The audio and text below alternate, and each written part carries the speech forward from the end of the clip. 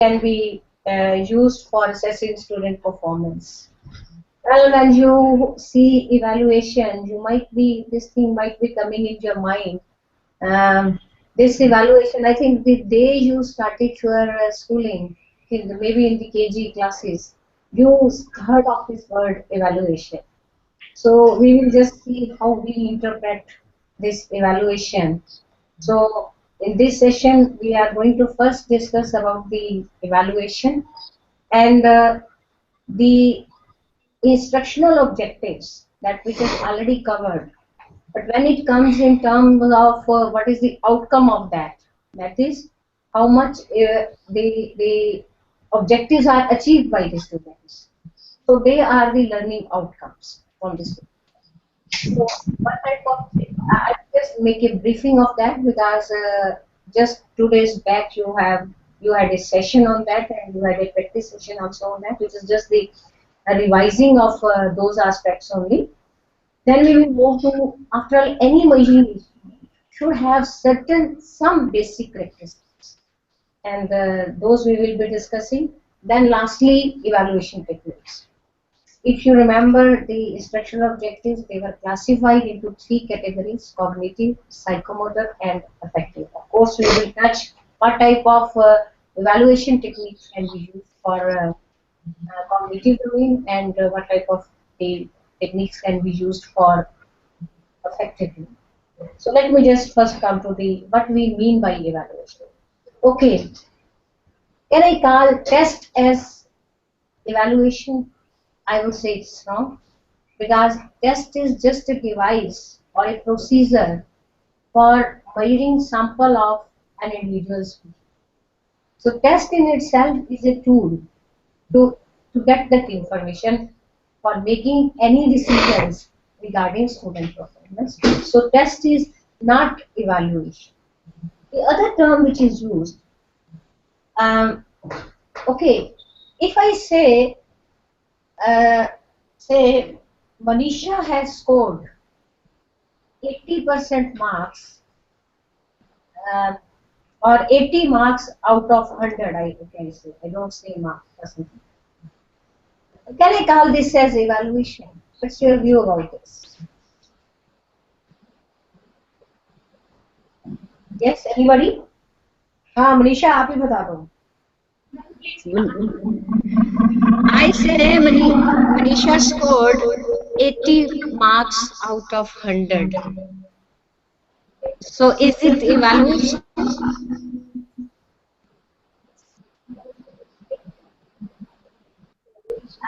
Am I audible?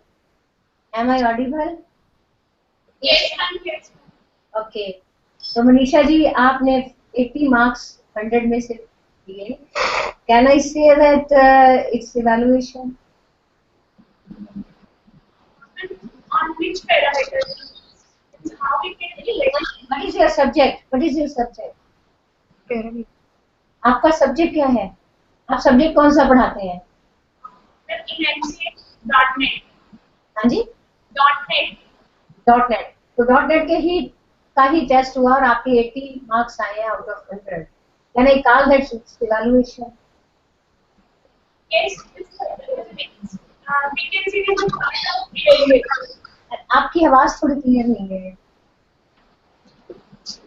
And we can see it's part of evaluation. Why is part of evaluation? Why not evaluation? Yes, ma'am.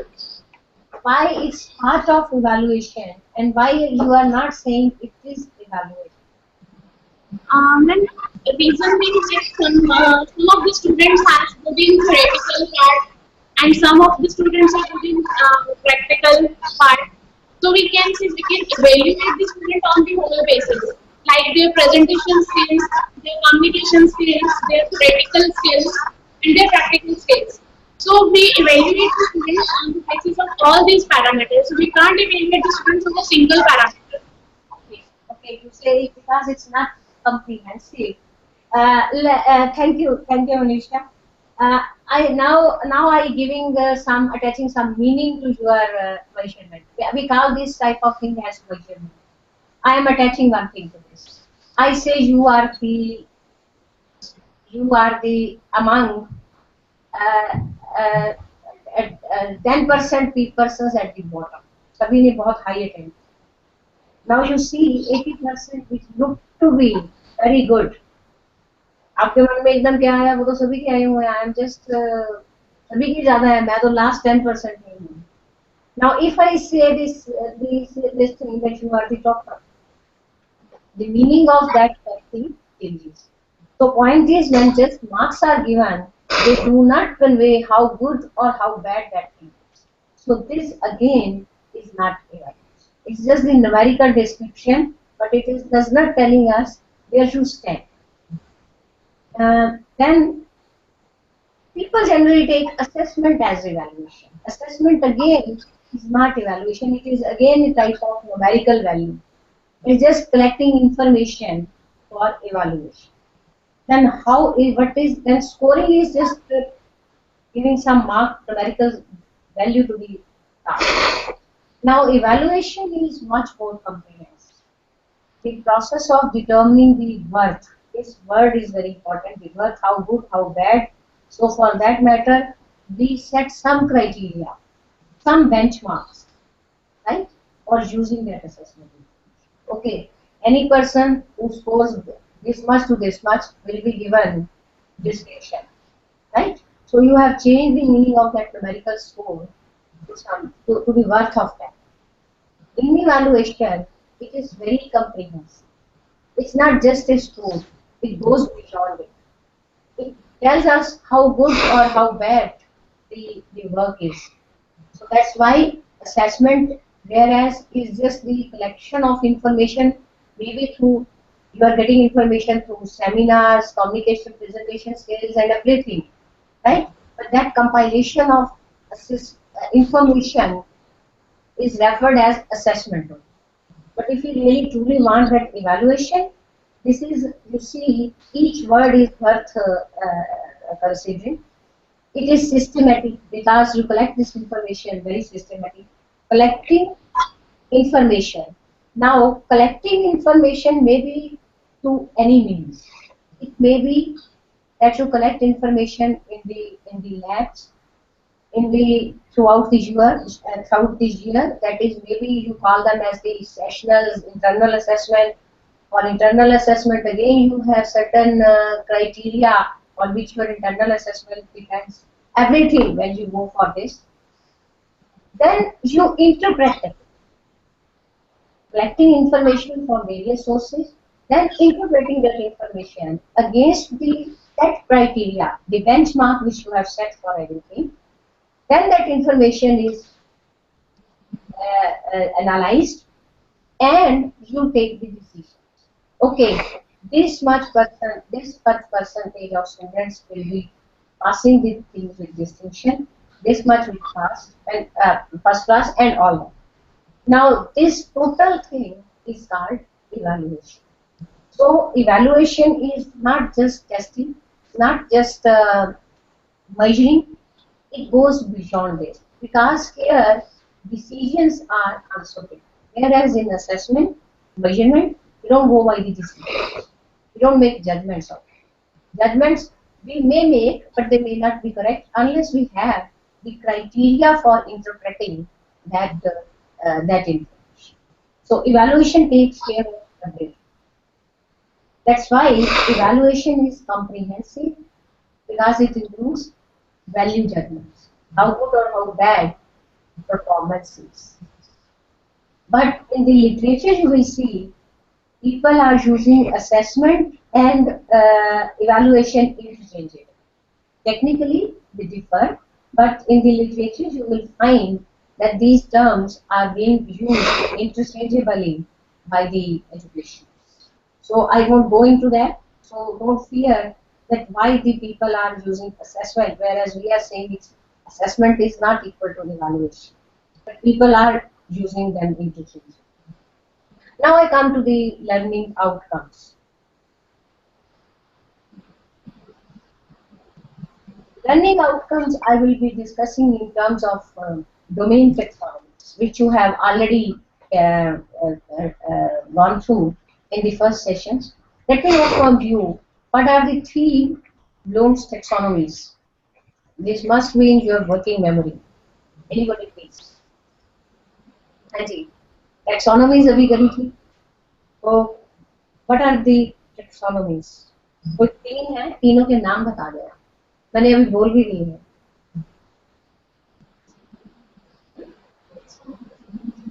Ravneet Kaur,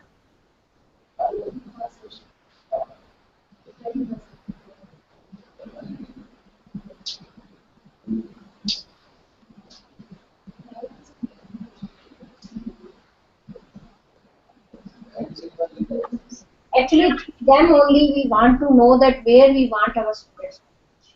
Now in any technical institution you will see there are theory subjects, there are theory cum practical subjects, and there are purely practical. If I go into the only theory subjects or where theory cum practical only theory, that theory is there, we can put them under the domain that is called cognitive.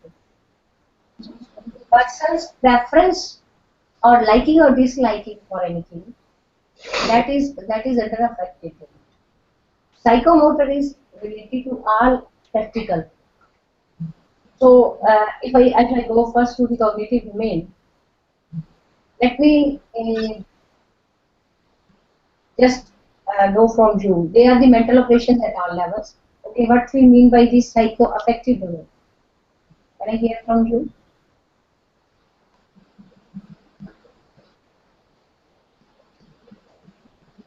Anything you know about affective domain? Any example? You may not go. We are not interested in any formal definitions. Just the meaning of that. Just one example of that.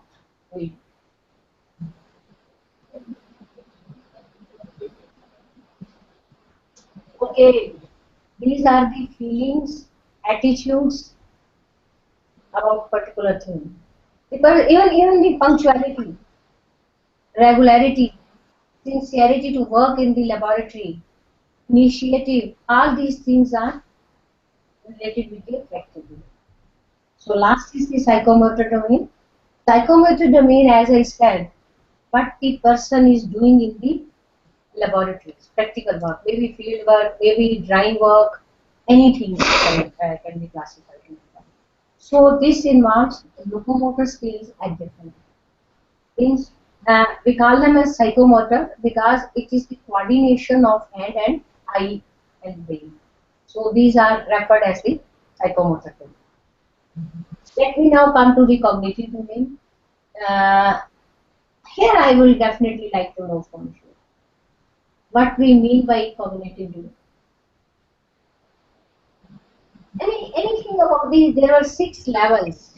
Just name those levels. You can look to your notes also. Huh? No idea. No idea. Evaluation is the highest one. Synthesis, earlier it was called synthesis. Now in the latest terminology, they have put it as creating, designing, because synthesis was designing something. So creating is creating something new. So they changed for designing to creating something new. Analysis, analyze the given situation. Application, whatsoever they have understood, they can apply those things in the given situations, new situations. Then is the comprehension. Earlier it was called as comprehension, later on they termed it as understanding. And last is the knowledge or the remembering. So if you analyze any of your theory subjects, you will find these abilities as course contents in your syllabus. Let me just take example of remembering. You will see that there are certain concepts which the student has to just remember. And remembering is different than evaluation, than understanding. If I take the same example for explaining the difference between the two, remembering is, I take this very common type of thing. Define Kirchhoff's law. This is remembering. And he is defining. You might not be understanding that thing. But if I say understanding, explain derivation of Kirchhoff's law, or write, the student will be able to write the situations where Kirchhoff's law is. So, understanding is that. This sound problem, ma'am. Haji? Excuse me, I could not get you. There is a sound problem sometimes. Where should I start again? Where you have missed it because of the sound problem? This is the last one. Remembering. Yes, yes, yes. Should I start from the remembering? Should I narrate the example again? Yes, ma'am. There was a sound problem between that. Now it's okay? Yes, yes. Okay. So, remembering is, say, it is only just remembering a thing but without understanding. You may say define Pascal law. The student will be, after the instruction, will be able to define Pascal law. It means he will define, but he may not understand Pascal law. When we say understands, then you may say explain principle of Pascal, explain Pascal law with two examples or with the example. It means it has gone beyond remembering law. Where just and there may be certain contents. Say you want to get the names of or enlisting of certain things. You don't want to go beyond that. So that type of portions are the in the syllabus are the remembering level. There will be certain content in the syllabus which is going where you want your expect your students to understand that. Then we come further, apply in a given situation, new situation. Analyze those things which he has understood in the given situation.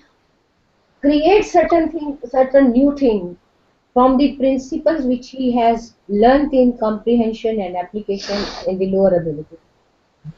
Then justify. Say you change some component of a machine, and you say how you will evaluate, how you will justify, or what will be the effect on its efficiency. So you have gone beyond it, and it's the final top level evaluation. You will see that there are certain subjects where you are restricting up to application only. There are subjects, say workshop technology, building materials. You may not be going beyond application, but there are certain subjects where you go beyond that, you reach up to the evaluation. Say in the subjects like estimation and costing, in the subjects like strength of materials, fluid mechanics. So here you go beyond it, programming. So here you go beyond the application. So these are how you will say that these are your subject areas are having these types of abilities included in them as a part of instructional objectives. That is, you want your students to reach up to those levels. Is it clear? I am not going into the depth of it because these Yes, things are ma'am. already covered. Is it okay? You understand?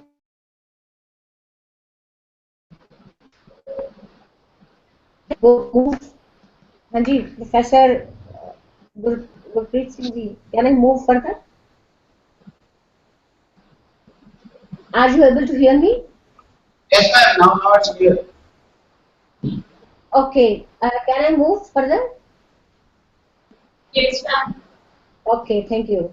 So now I go to the characteristics of good measuring instrument. You may prepare a class test. You may prepare a practical test. You may have any Viva OC examination. There are certain characteristics which should be there in any instrument, evaluating instrument. Let us see what we expect in the evaluation instrument. First is your evaluation instrument should have relevance and balance. Two things should be there. The relevance means the content appropriateness. Whether the items, questions which you are asking in the paper, the content wise they are appropriate. The second aspect is the taxonomy level. say you feel that okay, I will be evaluating application level, but the question asked is of understanding level. I have seen teachers in their minds feel that okay, we are evaluating through this question application level, but actually they are just evaluating understanding. So if the content is appropriate, means all that goes with what is given in the syllabus, then there are extraneous abilities. If in your test paper say the language or vocabulary is very difficult, what will happen? Student knows the answer, but the way you have asked the question, that is not understandable by him. It may happen that there is one student who draws the figure very good, दूसरा जल्दी जल्दी में करता है, the other student is also bright. आप उसके लिए marks तो ही रखते हैं, but when the same diagram is not, it is accurate but not neat, you start cutting the marks. Then such type of things should come in your directions itself. Otherwise, it will not give you the right results. Then balance. This is the weightage is assigned to content subdomains. We said, say I take any subject is there. In that subject, the content you expect your student to learn is up to the application. But when you design the test paper, it is measuring only up to the understanding. Content says if 50% weightage should be given to the application level in the examination. But in your test paper, you are giving just 30%. It means your paper is not evaluating the things which you, it is not a balanced test paper. Your content, your objectives are different, and your learning outcomes which you are testing, they are not going with. You have to take care that your paper is balanced. Ensure distribution of test items as per table of specifications. The table of specifications abhi nahi lungi, but broadly just I tell the meaning of that. Table of specifications tells us, say, chapter 1 you have taught for 20 hours. So the weightage commensurate with that should be reflected in the test paper. Another paper, another chapter you have taught for 10 hours. The relative weightage to that chapter should be reflected in the test paper. So table of specifications guides you that how much weightage you should give to any chapter included in your syllabus. Of course, when we will go to the third module on student evaluation, we will cover more of such things there. Then there are two concepts, reliability and validity. These are very important. Let me just give you one situation. You administered a test in your class and select just one answer sheet. Get it photocopied, 5, 7, right? And distribute that to 5, 7 people. Have you followed it? What I have narrated? Okay. Ask everybody to evaluate. Will everybody give same marks? You have followed me? आपने एक answer sheet ली, उसकी 5 photocopy ली और 5 अलग लोगों को जो subject को पढ़ाते हैं, you have distributed it and ask them to evaluate it. Will they give same marks or not?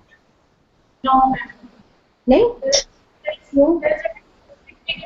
Because everybody has, आप थोड़ा माइक के आगे बोलेंगे तो मनीषा मुझे सुनाई दे जाएगा. everybody has its own criteria of evaluation. Some teacher has the lenient marking and some has the tight marking. So there is a difference between evaluation sheets. तो इवैल्यूएशन का पर्पस तो खत्म हो गया। Am I right in saying? Yes. आपका जो देखो, अगर आपके 500 1000 या 500 पेपर्स हैं, 1% नहीं इवैल्यूएट करता, वो 4 अलग लोगों के पास चले जाते हैं, सबके अपने अपने क्राइटेरिया हैं। तो where is the reliability, where is the consistency in assigning? Okay, So we should, हाँ जी, हाँ जी, I think, set some criteria or some parameters for the evaluation so Very- that every teacher has evaluated accordingly. Very good, very good. हम अभी इन्हीं चीजों को आगे देखते हैं। Very good on this. I take another case, same जो 5 दिए ना answer sheets, instead of giving to 5 different persons, आप 15-15 दिन के बाद उनको इवैल्यूएट करो, will you give the same marks? अब पहले तो पर्सन बदल गया था ना, आपने कहा कि उसका क्राइटेरिया बदल गया है, लीनियंट है, बट आई कैन अंडरस्टैंड। अब मैं कहती हूँ सिर्फ आप ही करेंगे, after every 10-15 days you go on evaluating the same answer sheet, will you give the same marks? Of course, means there is some difference. Of course. There will be difference, and that will depend upon certain issues. I will come to that. So point is, reliability refers to consistency of evaluation. I have just now discussed intra-rater and inter-rater inconsistencies, variabilities. The other concept is validity. Okay, you give a sessional test paper and you set a question paper. In your syllabus you are having up to application level. You feel, मैंने कई बार देखा है teacher कहते हैं चलो आसान paper डाल देते हैं, सारे स्टूडेंट्स पास हो जाएंगे. So you restrict only to remembering and understanding question. आप application छोड़ देते हैं. Will that question paper give you the valid results?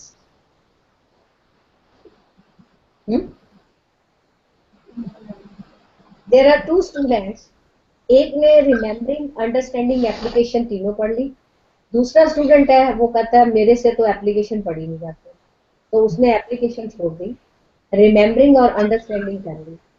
अब आपका जब पेपर गया उसके पास, दोनों के मार्क्स बराबर हैं, राइट? क्या आपका इवैल्यूएशन सही रहा? क्यों नहीं रहा इवैल्यूएशन? देखिए, जो आपके लैब्स में, वर्कशॉप्स में इंस्ट्रूमेंट्स पड़े होते हैं, आप सब जगह कहते हो कि it should give you valid results. Validity means whether the interpretations which you are going to make out of that instrument, those should be appropriate, those should be accurate. पर आपने क्या किया, दोनों स्टूडेंट्स को, एक को एप्लीकेशन आती थी, दूसरे को नहीं आती थी. आपके इवैल्यूएशन रिजल्ट्स कह रहे हैं दोनों एक ही जगह पे स्टैंड करते हैं.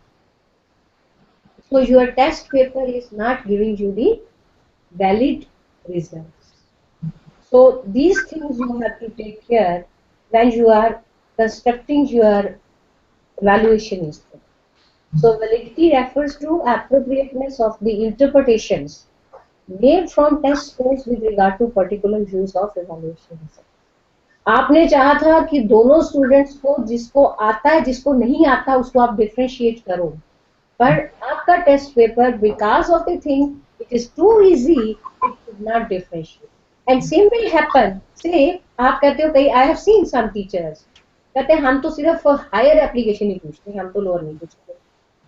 It depends upon what type of objectives you are laying down.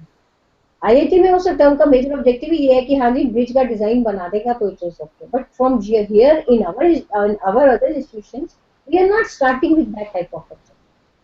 We start that okay, we will teach the basics also. So if you are feeling that basics become your part of your syllabus, then basics are to be taught and basics are to be evaluated. So if your test paper is not able to discriminate between the two persons, आप external choice देख सकते हो. External choice पे क्या होता है, student आराम से 1-2 चैप्टर छोड़ देता है. We have conducted studies related to it. तो आप क्या, जब एक स्टूडेंट पार्शियल चैप्टर्स पढ़ के आता है, दूसरा सभी पढ़ के आता है, but your test paper is not able to differentiate between them. So we are not getting the valid results from it. So you have to see, look to these things, that when you are preparing any evaluation instrument, any test, anything which you are going to use for including in the results you are you're going to include in the evaluation, they must be reliable and valid. Otherwise, there is no point in going for the evaluation. So assessment cannot be valid if they are not reliable. अब आप कुछ मैं situations आपको दिखाती हूँ. Say you are to make the target at test. Shooting चलती है. अब देखो the targets, the shoots are here, here, here, here. कोई भी target पे नहीं पहुंचा है. So this type of situation is neither reliable nor valid. I give you another situation. Reliable, consistent है, but it is not valid, not like the job. Because you see, सारी जो है बाहर चली गई हैं. आपने किया remembering, understanding, application तीनों थे.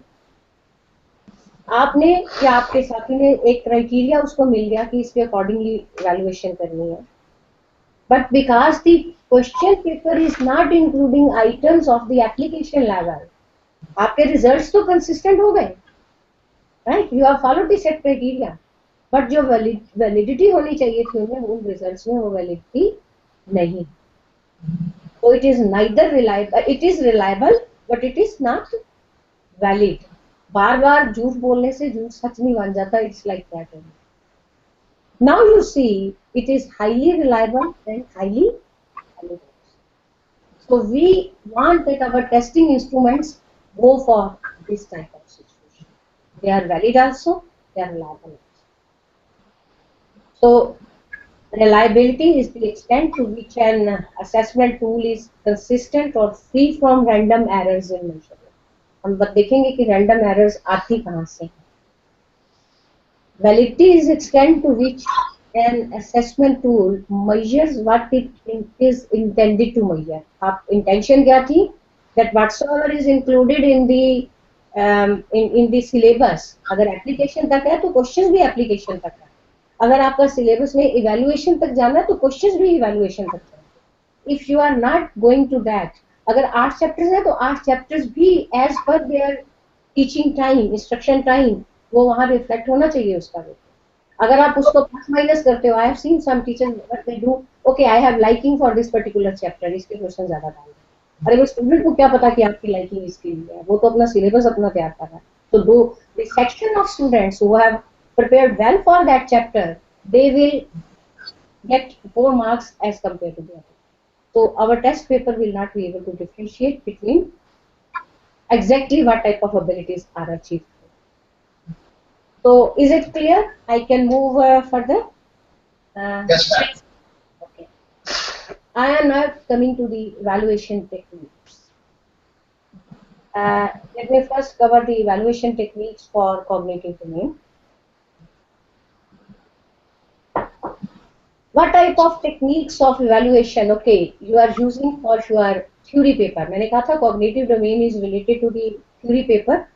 So what type of techniques you are using for that? Yes, anybody please.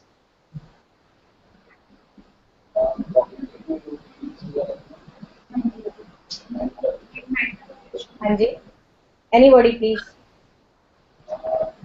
Regarding mental operations. Regarding sorry could not get you. Any type आप कौन सा प्रोसीजर यूज करते हैं to evaluate cognitive domain और I am saying your theory subject. Theory subjects में आप कौन सी evaluation techniques use करते हैं? It's very simple. You are daily using that. I mean, daily visions like we according to the sincerity of students, according to daily assessment. Okay. Or the daily assessment. Okay. Daily assessment आप कैसे करते हैं? Like when if we put a question, randomly put any questions. Okay. There is You ask just questions. You ask questions. Okay. What else? Students who are more tentative, then always some students are like always the answers to that. So I'm just restricting myself with it only to what type of techniques. One you said is the oral question. That's right. Okay. Assignments, on the behalf of assignments, Assignments. Good. Assignments you are choosing. presentations, Presentations. case study, Case studies. अरे भाई आप सब लोग simple क्यों नहीं बोल रहे हो? क्लास टेस्ट करते हो, सेशनल टेस्ट जो होते हैं. That is our Yes. class test is an instrument for evaluation. surprise test, Most widely used. Surprise tests also. Okay, good. So you are using all these tools. Let's just discuss these tools. Thank you, Anisha. So they can be written tests. आपने कहा ना, oral भी है, written भी है. Written can take form of closed book examination, and of course nobody referred to the open book examination. They are not that common. And why they are not common, I will come to that. Then, as rightly said by you, oral tests are there.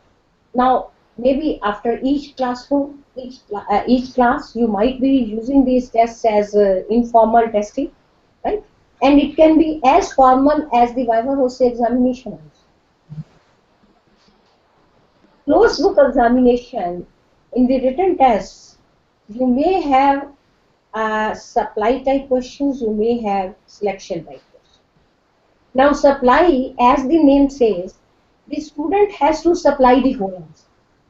Answer is not given in this situation. In the selection type, answer is given. Student just selects the answer. So now help me in telling what type of questions can be included in the supply type. That is where the student has to supply the whole answer. Yes? it can be a problem relating to any process with a real time example. Real time example, okay. These are just simple. The real type example, after you will frame some question which can come in the essay type question. In essay type, what student does? Whole answer is given by the student. We don't give any choice for selecting any answer. Likewise, in short answer type, again, student has to supply the whole answer. In selection type, true, false, answer is given to the student. He has to select. Any other category of this type? objective type, Very right. Objective type में कौन से आते हैं? True, false भी objective है. no, MCQ, Very good. Very good. Multiple choice, matching type, ये सारे जो हैं, these are the examples. Short answer can take form of filling the blank. Short answer may be in the question type. You may say the unit of force is dash. You may say write the unit of force. So it can take both the forms. Multiple choice, you might have seen in competitive examination. Nowadays they are using assertion reason. Now here comes the question of validity and reliability. You will see if the questions are not framed properly. I will take some examples, examination questions examples. Here you will see they are not written in a proper way, and that's why reliability problems are. You see this question. What do you understand by? आप अपने questions को analyze करके देखो. In most of the question papers, you say what do you understand by Pascal law, Kirchhoff's law, and what law. Why this thing? Say आपका subject है computer. Okay. आप कोई भी question what do you understand का मुझे बनाकर देंगे? Any question where you are making it, writing it as what do you understand? Yes. I take, okay, if you don't give, I take anything from any field. What do you understand by DC machines? So I took this question, right? आप मुझको बताएं कि what should be the answer to this, and the question is of 8 marks. 8 marks का question है. Question is what do you understand by DC machines? What should you expect in the answer? Manisha पहले मैं आपसे पूछती हूँ. I give you time for thinking. आप थोड़ा सा, हाँ जी, please repeat the question. Can you Okay. understand? Question is, what do you understand by DC machines? What do you understand DC. by DC machine? DC. Ma'am computer skills है Computer science. Data structure. What do you understand by okay data structures? है कोई उसका field का? Okay. What do you understand by artificial intelligence? Yes. Okay. ये 10 number का question है. What do you understand by artificial intelligence? Okay, what should you expect in the answer? Let me ask first from Manisha only. Yes, ma'am. Ma'am, I give you answer on data structure. Okay. First of all, नहीं, हमने सभी के लिए एक रखना है. तो maximum अगर everybody feels comfortable in data structure तो उस पे चलते हैं. yes, ma'am, I do data structure. Okay, what do you understand by data structures? It is for 10 marks. तो मनीषा आप क्या सोचती हैं इसमें क्या आना चाहिए? According to 8 marks, for first of all, definition of data structure, हाँ जी. then its origin, means why we need data structure, Okay. then its applications, Okay.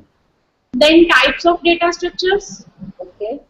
give all types, like we have some linear and non-linear data structures, Okay. and further in linear data structures we have some more categories like array, stack, queue, linked list, and in non-linear data structures again we have some categories like tree, queues, tree and the graphs.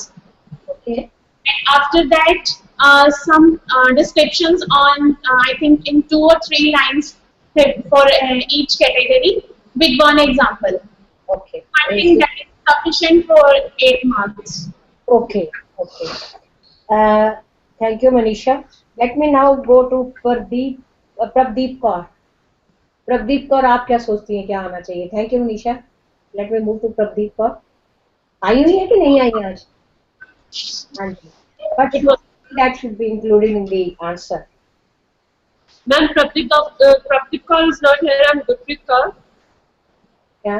Gurpreet Kaur है Gurpreet Kaur. Okay. And my question is on the basis of artificial intelligence. नहीं नहीं, अब आप सभी data structures ही रखेंगे, change नहीं करना है. Ma'am, in data structure, first of all, the definition, Okay. and next its types, Okay. and subtypes of linear and non-linear types. Okay. And after that, brief, not the brief, a very short note on each type with example. Okay. With example, for linear and non-linear, right? Yes, ma'am. Yes. Okay. Okay. Yes, you have taken with examples. Thank you. Thank you, Pradeep. Let me Gurpreet. Gurpreet Kaur Gurpreet. Oh, Rahul is here. No, ma'am. Okay, anybody can come from the last row. Anybody can come.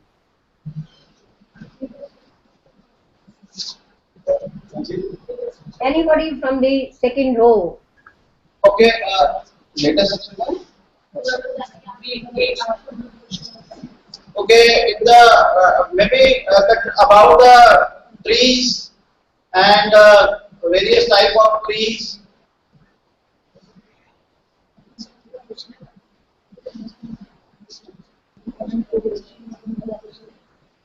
Okay, in the question you have asked about data structure. Here, different types of what type of data is there? How the data is arranged, different operations, different stack operations, Okay. need of data structure, Okay. objectives. Now, thank you, Gurpreet ji. Now, this second task I am giving you, you were having 8 marks with you. Write whatsoever you have said that should be included in the answer. What will be the bifurcation for each part of this? Manisha, Gurpreet Kaur or Professor, whatsoever you have said should be included in the answer. आप इसकी marks की bifurcation लिख के जरा मुझे बताएं. Take 1 minute for this.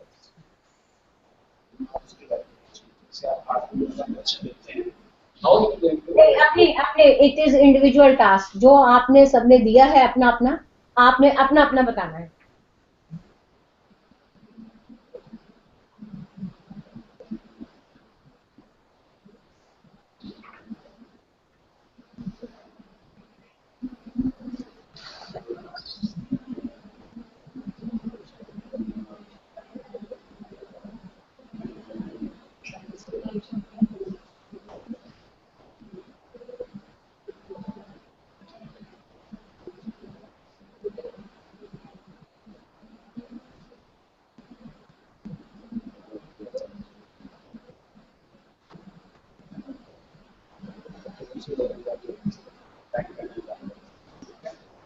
It's done, Gurpreet. हाँ. Yes, ma'am. बोलो भाई. गुरप्रीत, आपने कहा था definition and types with examples. Am I right? Yes, ma'am. हाँ, तो आपने कितने मार्क्स लिए हैं? सिर्फ गुरप्रीत बताएगी. अपने डेफिनेशन के कितने किए हैं आपने? मैम डेफिनेशन के लिए 2 मार्क्स. नहीं, मनीषा आपने नहीं आना. चलो आप पहले बता दो. ओके, आप डेफिनेशन के गुरप्रीत है मैम. ये गुरप्रीत है. Sorry, I am mistaken. Okay ma'am definition के लिए 2 मार्क्स हैं. ओके. एंड टाइप्स के लिए बताने कितनी टाइप्स हैं उसके लिए 2 मार्क्स हैं. एंड जो फर्दर ब्रीफली जो नोट लिखेंगे सब टाइप्स के ऊपर उसके लिए 4 मार्क्स हैं विद एग्जांपल. उसके 4 मार्क्स हैं. Yes. मनीषा ने बताया था definition, need, application, types and restrictions. हाँ जी मनीषा, आप बताओ. Ma'am, for definition, it's 2 marks. Right. For need for 1 mark. 1 mark. Application For 1 mark. And types of data structure for 4 marks. नहीं, application के कितने बोले हैं? 1. Ma'am, it's 8 One. marks. Right. Types के 4 marks. 4 marks. Okay. Yes. Restrictions. Ma'am, it's include. आपने restrictions भी कहा था ना? Ma'am, restriction includes the needs and restrictions. Need and restrictions वो इकट्ठे है. नीड एंड रिस्ट्रिक्शंस का 1 मार्क है. Yes. Now let me come to professor. Sir, आपका किस तरह है? आपने कहा है types, need and how operations. Sir आपका क्या, आपने क्या bifurcate? I'll give more marks to the 50% of marks to the example which student have created its own, not from the book. Okay. That I will give 4 marks to the example to be illustrated, which will show that student have understand the concept. An example he has derived itself, not from any book, not from any internet, from his surroundings, making that kind of example. And 2 marks to the content, because it is a data structure is totally technical subject. So 2 marks to the content. आपने type कहा था, need कहा था, operations कहा था. 3 चीजें कही थी जब हमने कहा था what do you understand me, what you expect from this student. Yes ma'am. तो नीड में तो content cover, need and operation, need में ऑपरेशन में कंटेंट कवर हो जाएगा. Okay. And it will be around 4 marks for the example and 2 marks for content and operation, comes out to be 8 marks. Okay. Thank you, sir. Now you see, question was saying, but 3 examiners have set different parameters for that. And you see, even if I say they are not defined individually. मान लो ये सारा आपको paper setting के वक्त paper setter बता देता है. से आई गो बाय व्हाट मनीषा सेड कि डेफिनेशन भी हो, नीड भी हो, एप्लीकेशन भी हो, टाइप्स भी हो, and that type of criteria you give to the evaluator. अब आधे स्टूडेंट्स तो सोचते हैं कि 8 नंबर है तो मुझे तो सिर्फ नीड भी लिखनी है और टाइप्स लिखनी है एग्जांपल के साथ. Why should I go for application restrictions and all that. तो सब उन सब स्टूडेंट्स के वो मार्क्स कट जाएंगे. Okay, if I go by what the other Gurpreet ने जैसे कहा कि डिफिनीशन और टाइप्स हैं, तो वहां पे दूसरा स्टूडेंट बैठा है जिसकी एप्लीकेशन और उसने लिखा है. Actually, what happens when you give such type of question to the students? You see, the three experts are not accurate. Students जो है, पहला स्टूडेंट ने मनीषा की तरह खूब डिटेल्स लिख दी. Now that becomes your benchmark for marking rest of the papers. पहला paper पहले ने सिर्फ नीड एंड टाइप्स लिख दी, तो वो आपका बेंचमार्क बन जाएगा. अब कुछ क्वेश्चंस के बाद जाके आप उसको चेंज तो नहीं करोगे. So what happens? Your evaluation then scoring is not reliable. आपकी हर सिटिंग में मार्किंग चेंज होती जाएगी with such type of questions. So be very clear in asking. अगर आप चाहते हो कि just you want that they should write the types with examples, then you just mention that okay, write the types of data structures with examples. और उस पर अच्छी तरह से कंसंट्रेट करो. आपने नीड और रिस्ट्रिक्शंस को मिलाकर 1 नंबर दे दिया. अब बताओ, is it justified? It's just like कि पैसे उतने हैं नहीं है और हम चाहते हैं कि सारा कुछ खरीद लें. मार्क्स जितने हैं, take care of that. Don't be so become so ambitious कि 10 नंबर में सारे चैप्टर ही स्टूडेंट से पूछते. Do justice with that. Then generally I have seen questions like write short notes on. ना तो इसका पता चलता है कहाँ से शुरू करूं, ना पता चलता है कहाँ खत्म करूं. So such type of questions should be discussed, and you will see in most of your examination papers, यही कुछ लिखा हुआ है. These type of questions are neither giving you reliable result, nor they are giving you clarity.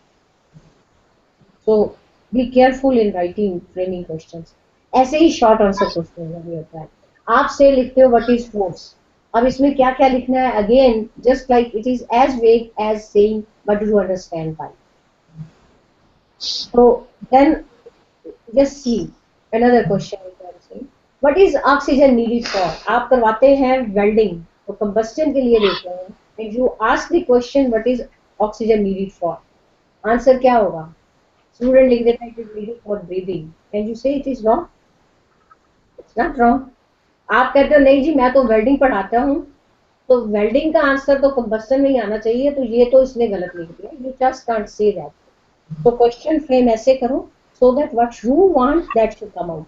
Say it should be which of the gases in the atmosphere is essential for combustion. Now it is real testing. So you should be very careful in framing questions, otherwise they will not give you. आप ऐसे कहते हो on a gasoline combustion engine the purpose of dash is to dash the dash. So many blanks are not advisable. Instead, it should be on a gasoline internal combustion engine. The purpose of carburetor is to dash the gasoline. Only omit the pertinent points only. Falling bodies accelerate at 9.81 meter per second square. Is it true or false? Okay, you tell me. ये तो आपको याद होगा. It is a 10th level question. And it's true or false?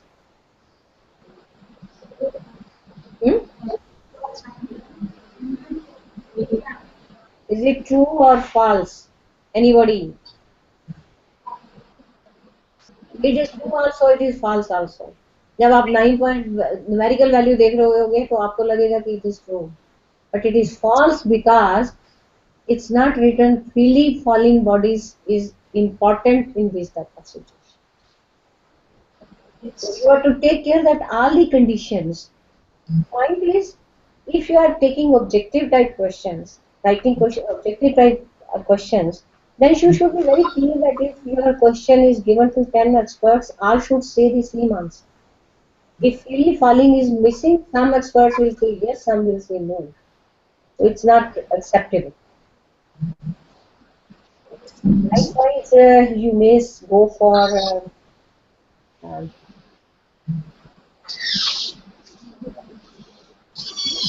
you just see when junction with T square, the left vertical edge of the triangle is used to draw vertical lines, slant lines, horizontal lines, inclined lines.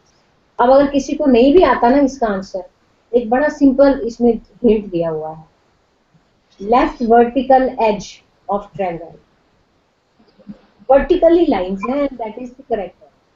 तो इस तरह के hint नहीं होने चाहिए, because जो अच्छा bright student है उसको तो सीधा आता है, वो अपनी नॉलेज से जवाब देगा, और जो पुअर स्टूडेंट है वो एक आपकी जो गलती हुई है in giving that type of hint, that person will make use of that hint in the question. Let me now go into more examples.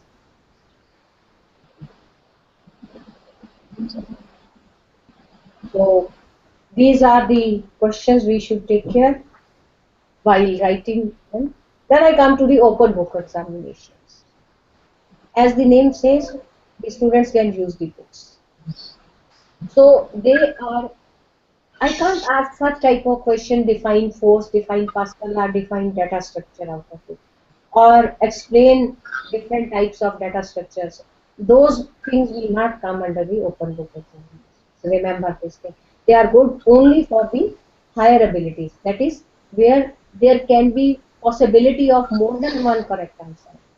They are to apply understanding and application aspects on the given situation. So students are in this type of test papers, students are allowed to bring the books. So cheating की कोई problem नहीं है. Permit examiners to write most searching questions of understanding, judgments, analysis, synthesis, application, interpretation. If you remember the 6 levels of cognitive domain, only the higher level questions will be included. Okay, what if you are going for the open book examination? What type of books you will allow to the student? Yes, anybody? E-books. हाँ जी? E-books.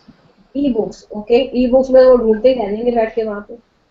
That, but anyway, this can be thought of. Good answer. If you have that facility, they can use it.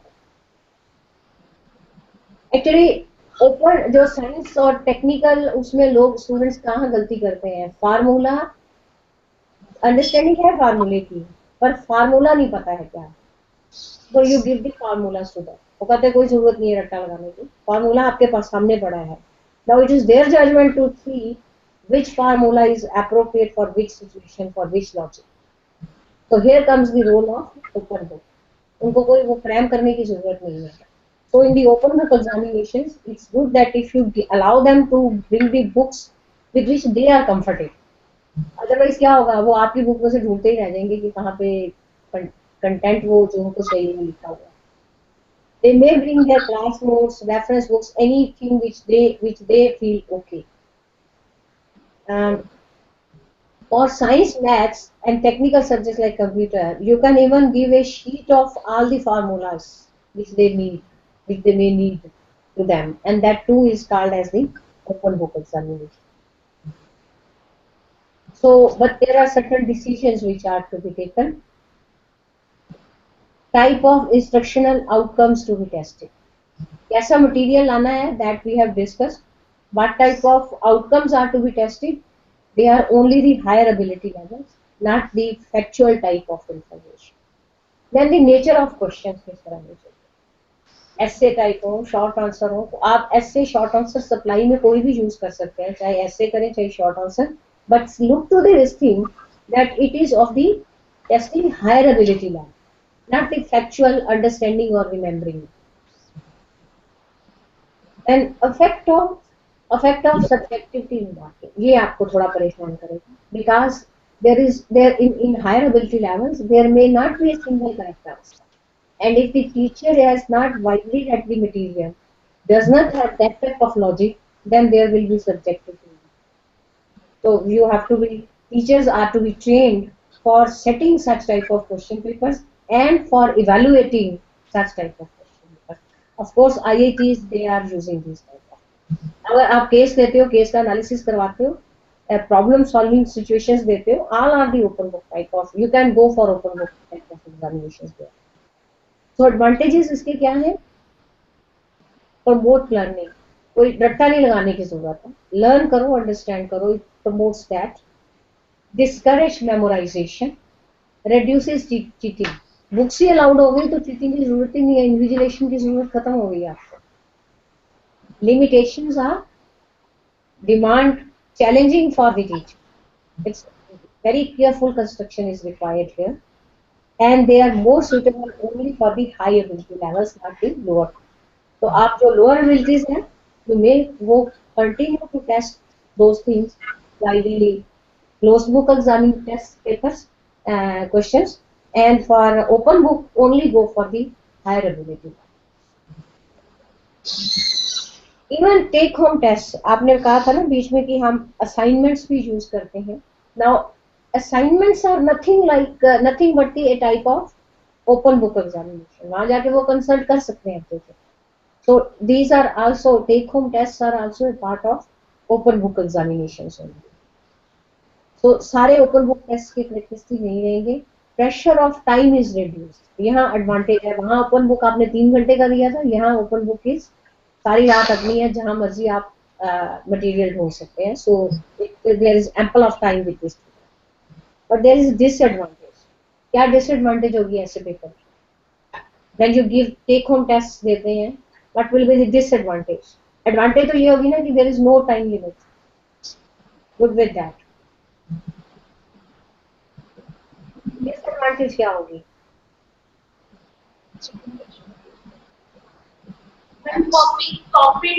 Very right. Cheating वहीं पे आ जाएगी. One cannot be sure. आपका भाई बहन कोई भी करता है, इंजीनियरिंग पढ़ा है, वो कहेगा उसी से दे दे, नेट आजकल है, so they can have their solutions from there also. So there will be this problem will increase. Open book examination, I just said it, assignments are that only, so that you are already giving. I would say that what I see that in what mostly happens in giving assignments, क्या होता है, एक assignment देते हैं, hostel में बनती है, सारी जगह सर्कुलेट हो जाती है. Am I right? ऐसे चलता है ना. So you can find a different way of giving the assignment. What I do generally, 3-4 assignments बना ली और ग्रुप्स बना दिए स्टूडेंट्स के, सबको अलग अलग assignment they the, and then they are asked to present in the class. And when they present, I will select, as I was mentioning in collaborative learning, I will tell who will present so that everybody is ready with that. I will students will ask questions. If students don't ask questions, I will have the questions. I will decide who will answer so that everybody is ready with that. Now, even if those 7-8 persons have have cheated, at least they are ready with their content. So as far as preparation of the things was concerned, same marks. Some portion for the presentations and answering to the questions that are set. So there they will differ, the same team will differ, but for the basic thing they will remain same. Now this also helps them in team building. अपनी पूरी team को होता है कि हमारा काम सबका अच्छा होना चाहिए. So they work together for that assignment, so that large scale cheating is controlled by that. So these can be finished. You can give few days or week or two depending on the magnitude of the work required in that assignment. And you may give them some practice assignments also, which you can use for grading, where you feel that practice is required. But I have seen generally students are not that serious for the practice type of assignment. But if you are using any assignment for grading purposes, declare right in the beginning that this is going to be a part of your sessional internal assessment. Right? Then we come to the oral tests. आपने कहा था oral questions भी पूछते हैं, viva voce. I take oral tests as the viva voce examination. Take part of that. What will be the purpose, sir? Why should we go for the oral testing or viva voce examination? Anybody from you? Yes. Why should what are the purposes served by that? आप में से किसी ने कहा था ना कि हम क्लास के एंड में क्वेश्चंस पूछ लेते हैं, आप लोग वाइवा वो से भी लेते होंगे कि नहीं होते? वाइवा वो से होते हैं कि नहीं? You go for it? Check the students are attending or not in the class. Okay. To know that whether the student is attentive or not. Very good. और क्या है purpose? In case of oral test, student we can judge the student speaking ability, the way the student expresses. I am not able to hear. थोड़ा पास आ जाएंगे mic पे. Now, in case of oral test, we are able to judge the student's speaking abilities. That how the student is able to put up his point orally. Like if it is a written test, then maybe the student plan the things and write it down. Okay, we are talking here only restricting to the oral test. What is the purpose of the oral test? Okay, that is giving them the opportunity to say something. Anything else? Why oral test should be there? What purposes are served by the oral test?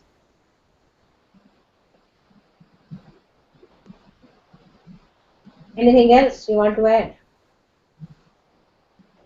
Right. Yesterday you were telling communication skills are very important. Now when it comes to oral tests, उसने question पहले ध्यान से सुनना है. Listening skill is developed. He has to speak for 2-3 lines. His speaking, expression, written examination में जो चीजें test नहीं हो सकती हैं, all those things can be tested here. Written test में आप देख रहे थे उसका reading ability और उसका राइटिंग. यहाँ पे ओरल आ जाएगा, listening and speaking. To confirm and probe further the extent of evidence gathered through written device. Written से तो आपको पता चला, ये फर्दर एक स्टैंप देगा आपको that they know really know it. Quick oral review, जो आपने बिल्कुल सही कहा कि अटेंटिवनेस भी पता चलती है और अब ओवरऑल रिव्यू भी आ जाता है. So you can go by this technique at the end of the class also. Viva voce examination is a type of oral testing, right? That is the formal way of doing the things. और अगर आप class के end में करते हैं, that is the informal way of assessing using this. Now, I talked about validity and reliability of the oral exam of any testing instrument. How we can look for the oral examinations. आप में से कितने लोगों ने कभी viva लिया है? Just raise your hands. Almost मैंने सभी लेते हैं. आप सभी वाइवा लेते हो, ठीक है? वाइवा किस तरह से शुरू करते हो? सीधा what preparation you make before viva examination? Prepare some questions. Oh, that's good. और क्या करते हैं? Prepare some questions. That's very good thing. So first of all, you identify what exactly you want to evaluate. Based on that, students know underlying theory, practical, oral skills, whatsoever is in your mind. Decide what is the purpose of that Viva voce examination. Then develop marking scheme. कि जिसमें 2 questions, मान लो आपने 3 level के questions बनाए हुए. One are very simple, maybe remembering वाले questions हैं.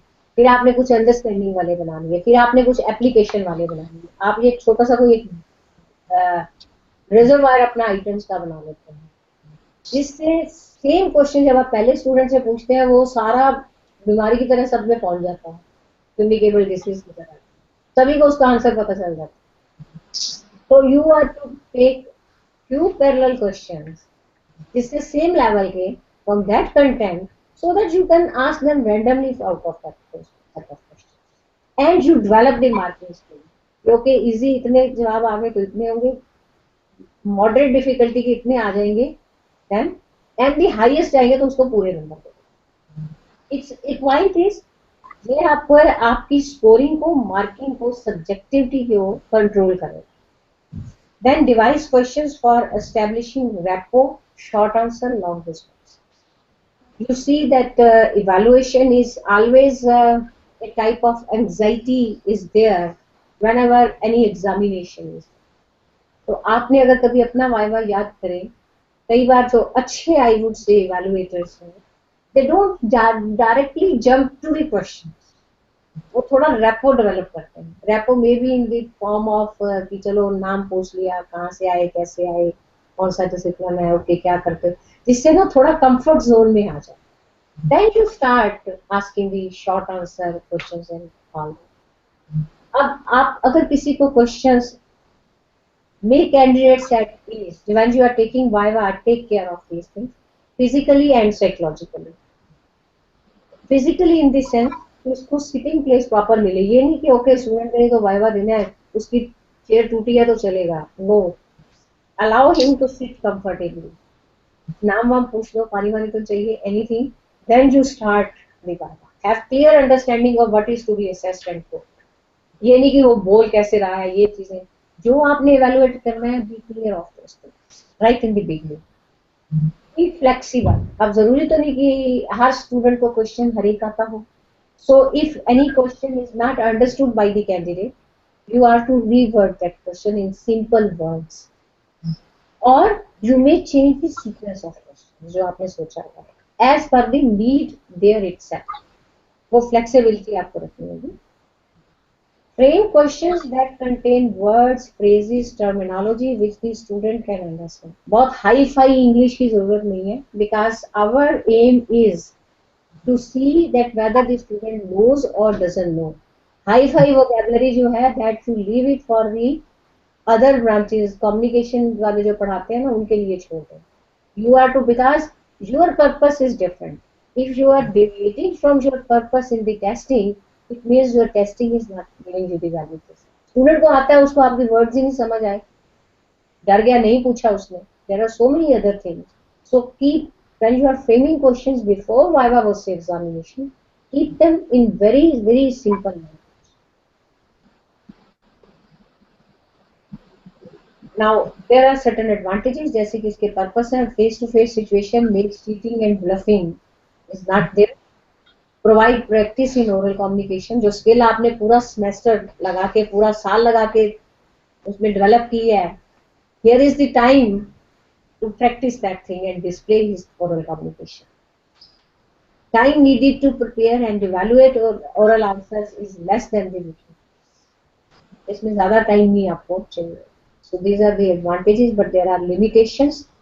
Subjective evaluation. आप कहते हो क्लास में तो बड़ा अच्छा पढ़ाता है, यहाँ इसको क्या हो गया, and so you marks उसके ऊपर नीचे जाने शुरू हो गया. Time consuming. You have to conduct Viva for each and every student. हमने कहा repo भी बनाओ, questions भी आगे पीछे करो. So it becomes time consuming because individually the person is to be evaluated. Limited sample of questions. आप उतने questions नहीं पूछ सकते हैं जितने की which you can include in the written test paper. Psychological makeup of the candidate and their personality characteristics give measurement errors. इस पे आपका control कम है, because there are certain students who are introvert. They know the things but they don't come out so easily. There are extrovert students, नहीं आता तो भी वो post करते हैं कि बहुत कुछ जानते हैं. So that thing can introduce errors in judging the student knowledge. This was all about the evaluation of theory subjects. So we have come by the written tests, which may be in the closed form, book form, or the open book.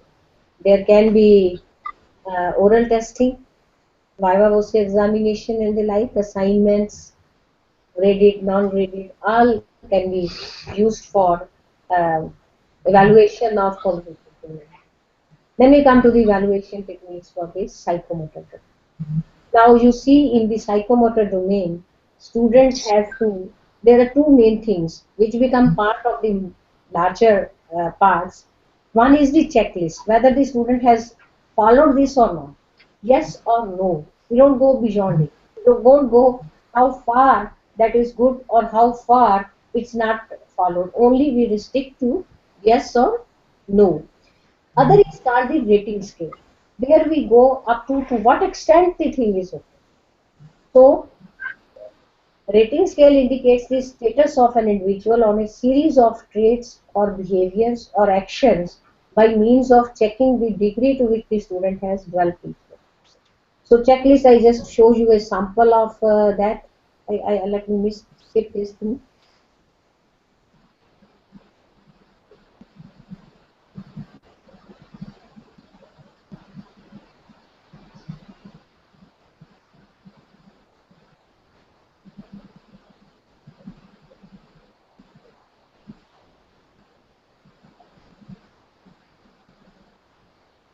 A rating scale gives you the how much degree of presence or absence is there. So it can be used for procedure evaluation wherever some fitting of instruments is there, how the student is doing the things. If some process is there, whether he is following all the steps or not, it can come in the form of for evaluating product also. So the final program is designed, you finally evaluate that program by the rating scale.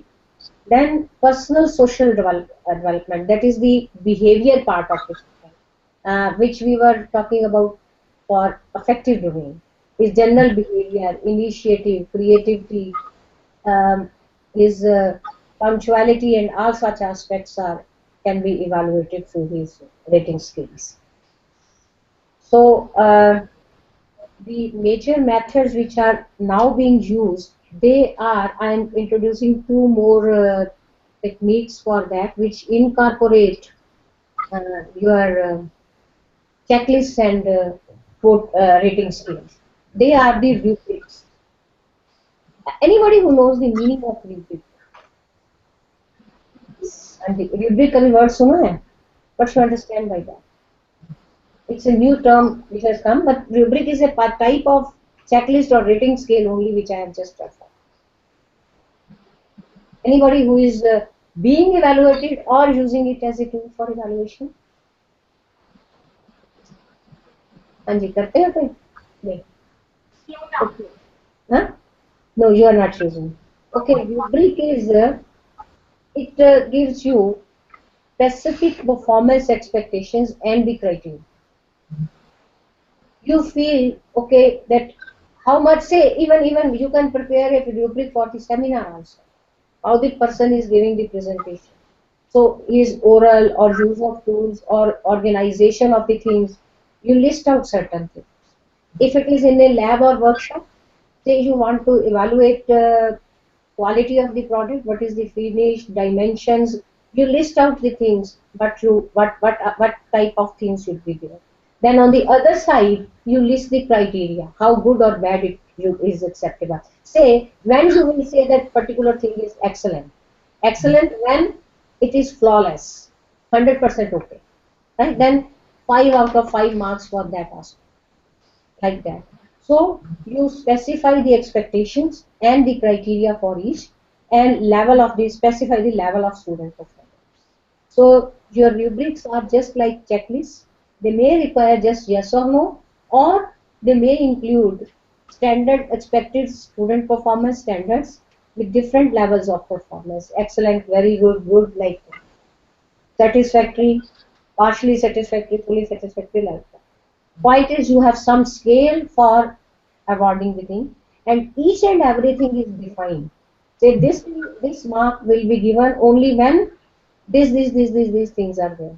This marks will be given when these things are there. Important thing here is that these things are communicated to the student. Student knows that how he or she is going to be evaluated. So not only that it is taking account of all the aspects of that practical work, it's also making objective, and student is clear. It's not the subjective judgment of the teacher that okay, it's like this. So rubrics, they can be used for product, process, for formative, summative, all types of assessments. Rubrics can be used. चाहे आप practical during the semester को evaluate करना चाहते हैं, you can go for that. You can prepare rubrics for each of the practicals. They are developed and used as open communication devices. Why we are saying it is open communication? Because even it is said that rubric be prepared in consultation with the student. और इसका जो criteria बनाते हैं that is as per the market criteria. If you want that any type of product which your student is producing and what is the market expectations for that type, they are included in the judgment of the evaluation of that. So it's not unusual for students to be involved in the process of developing the rubric. Students के साथ negotiate करके वो criteria बनाया जाता है, but once it is made, then it is followed and no means the relaxations. But that makes them, because if the students participate in deciding this, so they are very clear that they have to achieve. Many teachers share and discuss the contents of the rubric that will be used to assess an activity early in the process. ये आपको शुरू में ही बता देना चाहिए student को. Okay, for these practicals, this will be the criteria for evaluation. And if your performance is up to this level, then this marks. If your performance is up to this level, then these marks.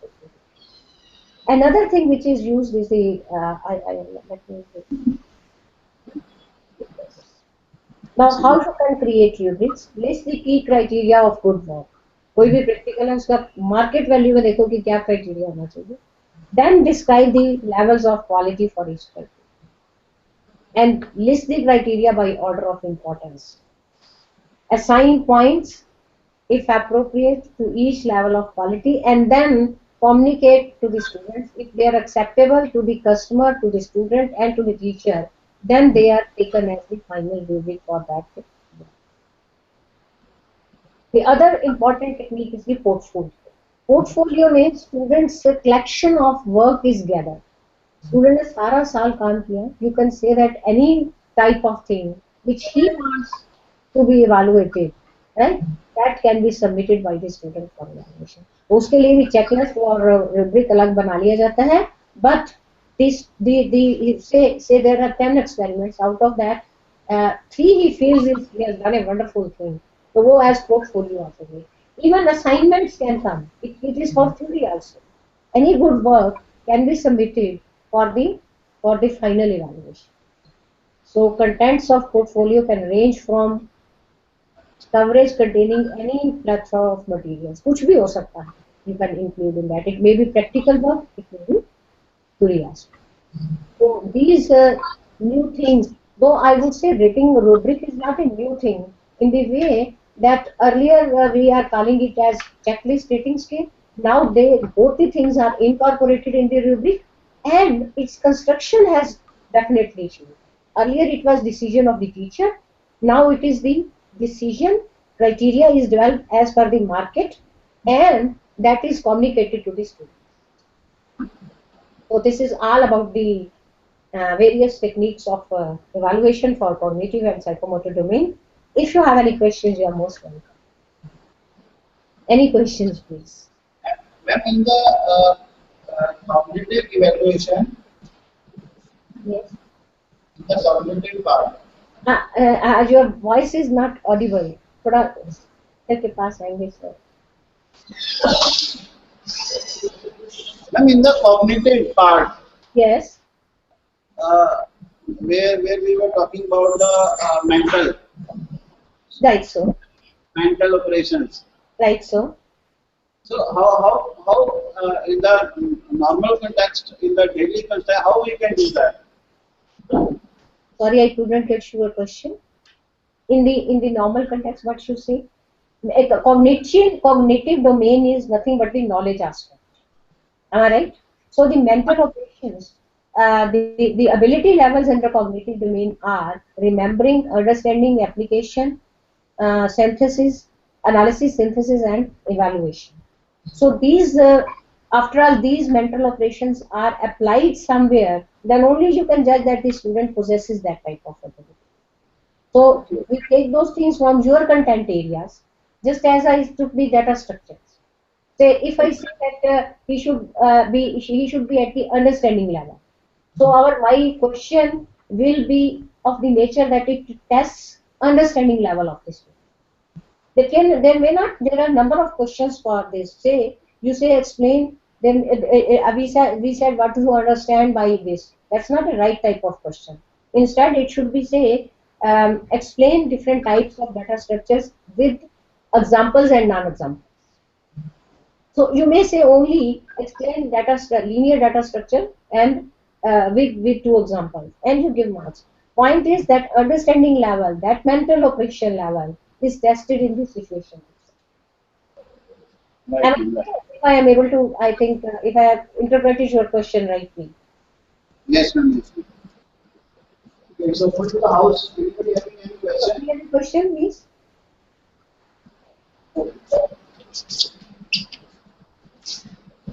And when we set the question paper, what should be the ratio of the understanding level and the application level? Very good question. This is coming from your syllabus only. If in your syllabus, I said, when I made a mention of table of specifications, table of specification gives you the weightage. Weightage for both the things. What type of weightage should be there to the chapter and what type of weightage should go to the ability level. Now, if you analyze any of your chapters, you will see there are, in the beginning, chapters are restrict only to the understanding level. Introductory, if I say go to the introductory chapter, there will be more of definitions or certain factual information. But if I go to the later chapters, the same concept starts developing, and towards the end or towards the mid, you come to the chapters where its application or even going beyond that, that portion starts. The weightage which is reflected in your syllabus, that exactly should be reflected as far as chapters are concerned, as far as ability levels are concerned. That should go with your syllabus only. When I have given these exercises to the students for making table of specifications, keeping in view the syllabus, and the before that table of specification, they used to tell that okay, up to 30% हम easy questions डालते हैं, up to this percentage we put moderate difficulty level questions, which they view, I would say. And okay, only 5, 10, 20%, 15%, depending upon the nature of their subject, they give allocate to the higher ability. When they prepared the table of specification, it was a bit surprise for me that it goes with that. जो वो अपना syllabus थोड़ा दिमाग में रख के बनाते हैं कि ओके 30% आना चाहिए, and then on the analysis of their content from the syllabus, it comes out to be range is 20 to 30% depending upon the nature of the subject. If the subject is highly mathematical, definitely the more shift will be towards the higher ability level.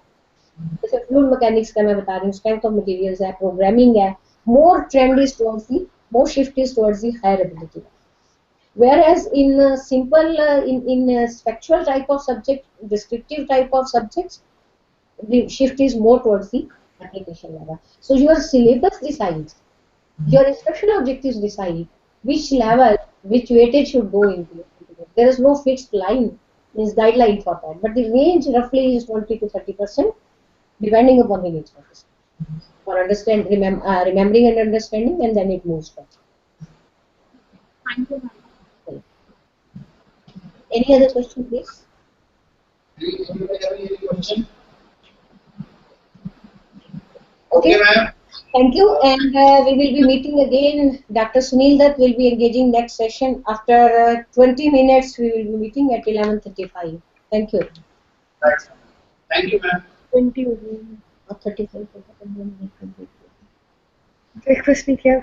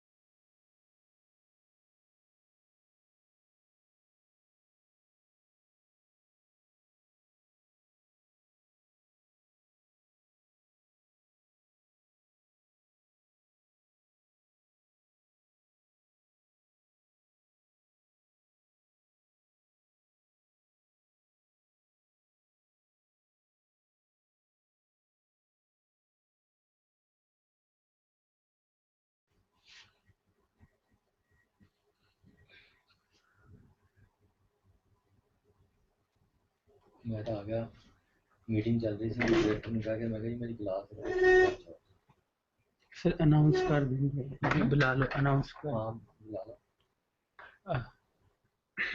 कोई बैठा ही नहीं वहाँ कमरे में excuse me Chandigarh university sir please call your participants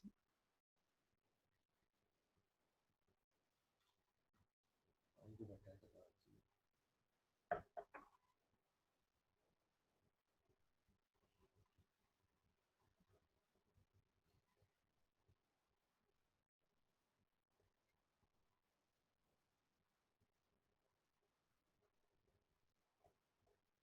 ठीक है sir बुला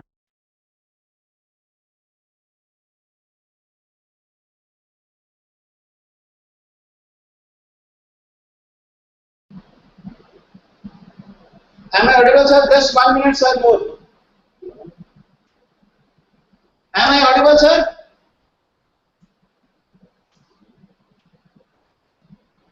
yes sir you are audible sir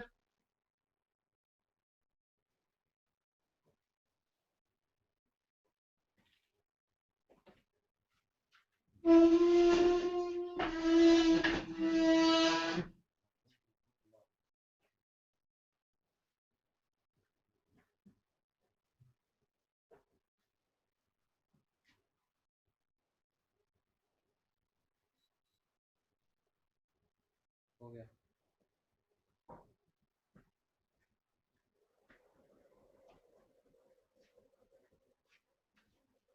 वो चल रहा है हाँ जी सर वो चल रहा है नहीं सर वो नहीं सर क्या हो गया है मुंह पे बुला है बट लाइट नहीं ब्लिंक कर रही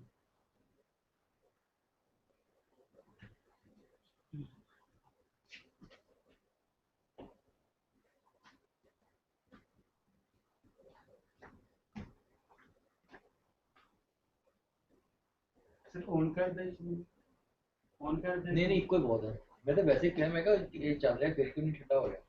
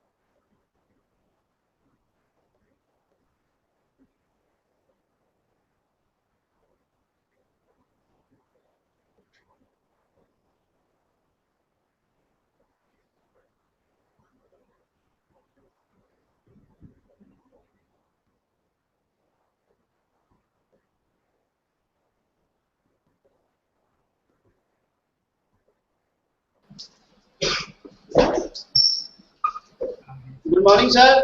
Good morning. So shall we start? All are Yes, sir. Yes, sir. Yes, sir. Okay. Good morning, dear friends. So taking up a very important theme, before coming to the topic, you see, many people are strongly motivated to teach, isn't it? And some are already practicing in the profession, others are just beginning to learn the fundamentals, because I can see the audience, and some are very new to teaching profession. Okay, now the question is, how do teachers develop competencies necessary for successful instruction? That is, what knowledge, skill, and attitude must they acquire, and what capabilities do they need to develop in order to become effective teacher? I think the answer lies in the statement that much of successful instruction is the result of competent planning and delivery. That is, teachers have to arrange instructional events for students in such a way that effective learning is facilitated. So competent planning and delivery of instruction allow for effective presentation of, you see, the instructional events, and hence it is very much essential for successful instruction. So this session is about instructional planning. So instructional planning, I would say, if I ask you about planning, planning means what to do. Okay, a plan of actions of what a teacher has to do in the classroom when it comes to instructional planning. So instructional planning, you see, is an organized statement of both the general and specific goals, together with specific means by which these goals are to be attained by the students under the guidance of a teacher on a given day. You see, so instructional planning will include general goal, it will include specific goal, it will include the instructional methodology. So lot of input has been given by Dr. P.K. Tulsi about instruction objective, wherein she had discussed with you how to write general objective and how to write specific objective. Then another input was given about about the various instructional methods, instructional media, etc. And some input has also been given by Dr. Bedi about instructional evaluation. So instructional planning is nothing but you see, it involves defining objectives, determining method and procedure, determining the content matter. Okay, so it involves, one thing is that the amount of content matter to be covered, points to be achieved, questions to be asked, reference to material, reference to assignment. So to conclude, I would say that instructional planning answers three questions. First question is, where am I going? Of course, in the lesson. That is, what are the instruction objectives? Second is, how will I get there? Which method of teaching, which media, how interaction would take place? So that is the methodology part. And the third very important is, how will I know when I arrived? That is, when you ask certain questions at the end, or you will seek for feedback, you will come to know to what extent your topic has been understood by your student. So instruction planning plays a very important role, and I think many of you who are into planning, that is, they go to classroom with lot of preparation and planning, they seem to be very confident in the classroom as compared to others who have not prepared their lecture or who have not planned for the lecture. So you see, planning has got number of advantages. That is, planning keeps the teacher on the track. It keeps the teacher on the track. It avoids the danger of covering more subject matter than the student can absorb. It avoids the danger of running out of material. And when you are preparing a lecture plan, you can also anticipate the likely question that the student may ask from you. That at this point, somebody who may ask this question and this would be the appropriate answer. So you can anticipate the likely question that the student may ask from you. So planning ensures presentation of the content matter in a logical, systematic, and effective way. As I said, that it will keep the teacher on the track. It will avoid haphazard way of teaching. So you will be teaching in a systematic way, in a logical way, moving from known to unknown, from simple to difficult, from concrete to abstract. There are certain principles of effective learning. So keeping in mind at the same time the mental development of those for whom we plan to teach.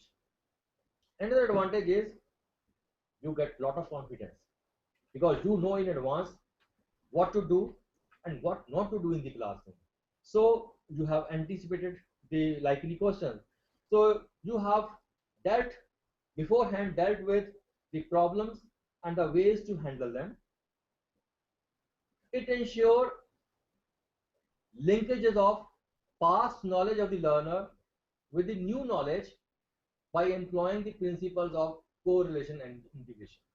You see, when a teacher is telling something, students' minds are not stationary.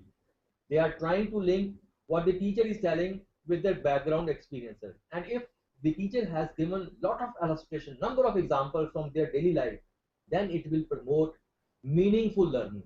Otherwise, it will lead to only rote memorization.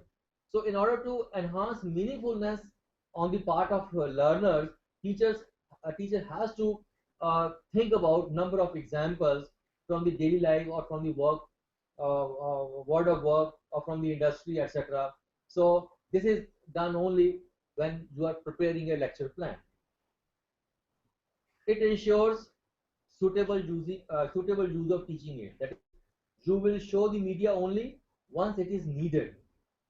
That is, you have brought some chart or you have prepared, you have brought some model or equipment, but right now you are not using it, and you have placed it on the chalkboard, on the table, and you have fixed a chart on the wall, but you are not using it. Now, students' attention would be toward that. So you will show the media or you will integrate the media once it is needed, and you will remove it when it is not needed. And this is only possible if you have thought of that use of media before going into the classroom. It enables the teacher to achieve economy of time, effort, and money. You have prepared a lecture, prepared in the sense that you have planned for it, what are the objectives, what they will be able to do at the end of instruction, how much content matter do I need, which media should I take, what type of questions should I ask, what type of exercises I have to give. Okay, so in one go your message or your content would be understood by your student. So it will help you achieve your it will help you to achieve economy of time, and your effort will not go waste. As far as money is concerned, you have brought some media from outside agency for integration in the classroom, but you have not properly integrated it. Then the money part will also go waste. So you can achieve economy of time, effort, and money if you have prepared or if you have made a lesson plan. Okay. So it enables the teacher to evaluate his work as the lesson proceeds, and it reveals his or her personality also. So every teacher must prepare a lecture plan before going into the classroom, and it has got lot of advantage. Now, what are the components of instructional planning?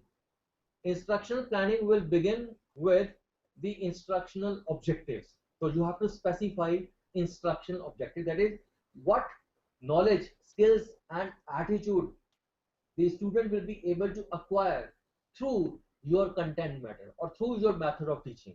So what a student will be able to do at the end of a unit of instruction. So this instructional component, this objective part has already been discussed by Dr. P.K. Tulsi. Then you have to select the content matter based upon the objectives to be achieved in the classroom. Carrying out task analysis. This part was covered last Tuesday by me, and we have discussed the advantages of carrying out task analysis. Basically, there are three types of task analysis. One is the topic analysis. Second one is the job analysis. Third one is the skill analysis, which is the extension of job analysis.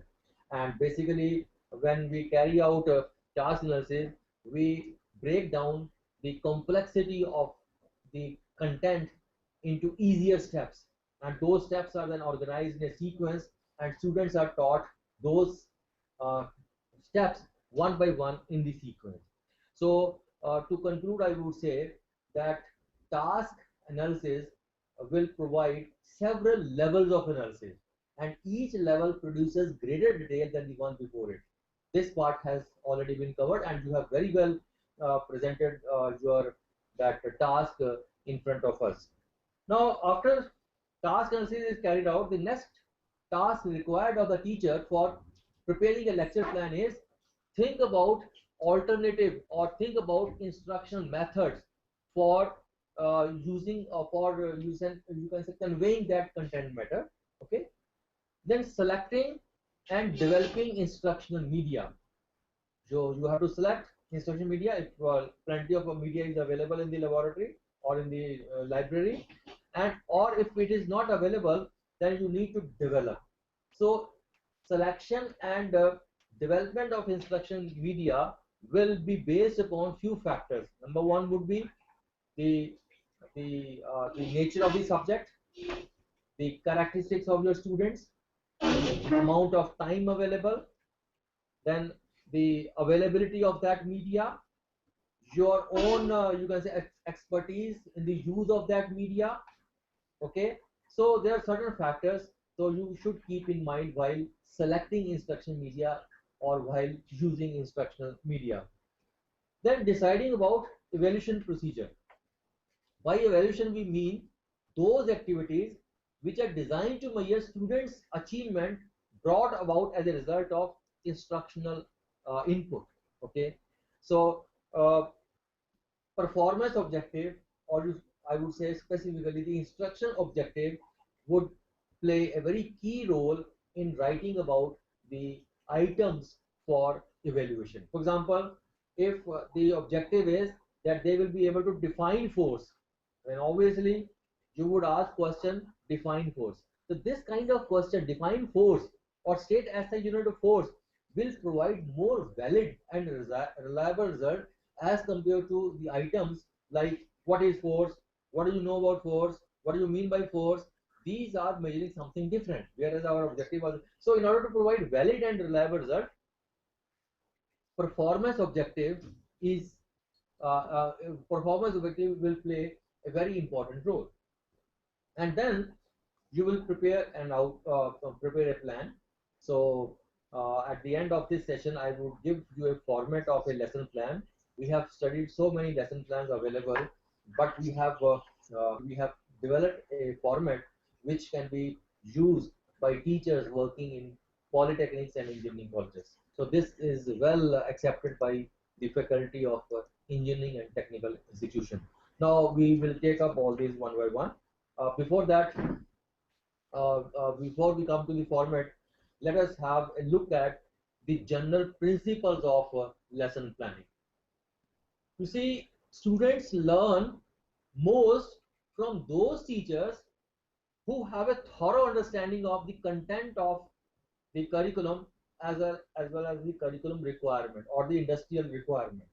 So the first principle is that as a teacher, you acquire a sound knowledge of the curriculum requirements and the content.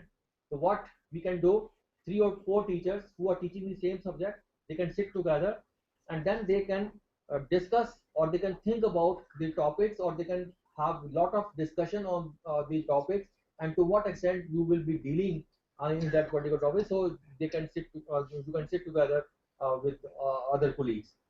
Another is plan instructions on the basis of what your students actually know and understand, and not on an assumption of what they should have learned in the previous lecture or previous semester. You see, students are disadvantaged by those teachers who presume that the students have complete understanding of the content of previous lecture.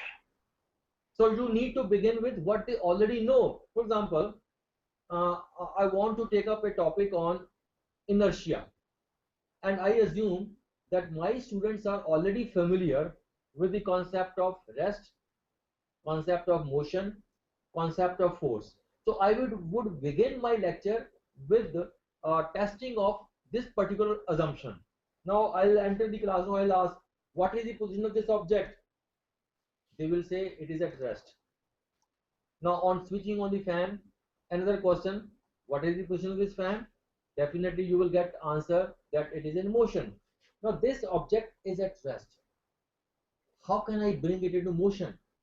They will say, sir, by applying force or by pushing or by pulling, it can be put into motion. Okay. But you see, you are sitting in a moving bus and the driver suddenly applies brakes. What happens? We fall forward. Okay. And what happens when the driver suddenly starts the bus? They will say, sir, we go backward, because they have already seen in their daily life. Okay.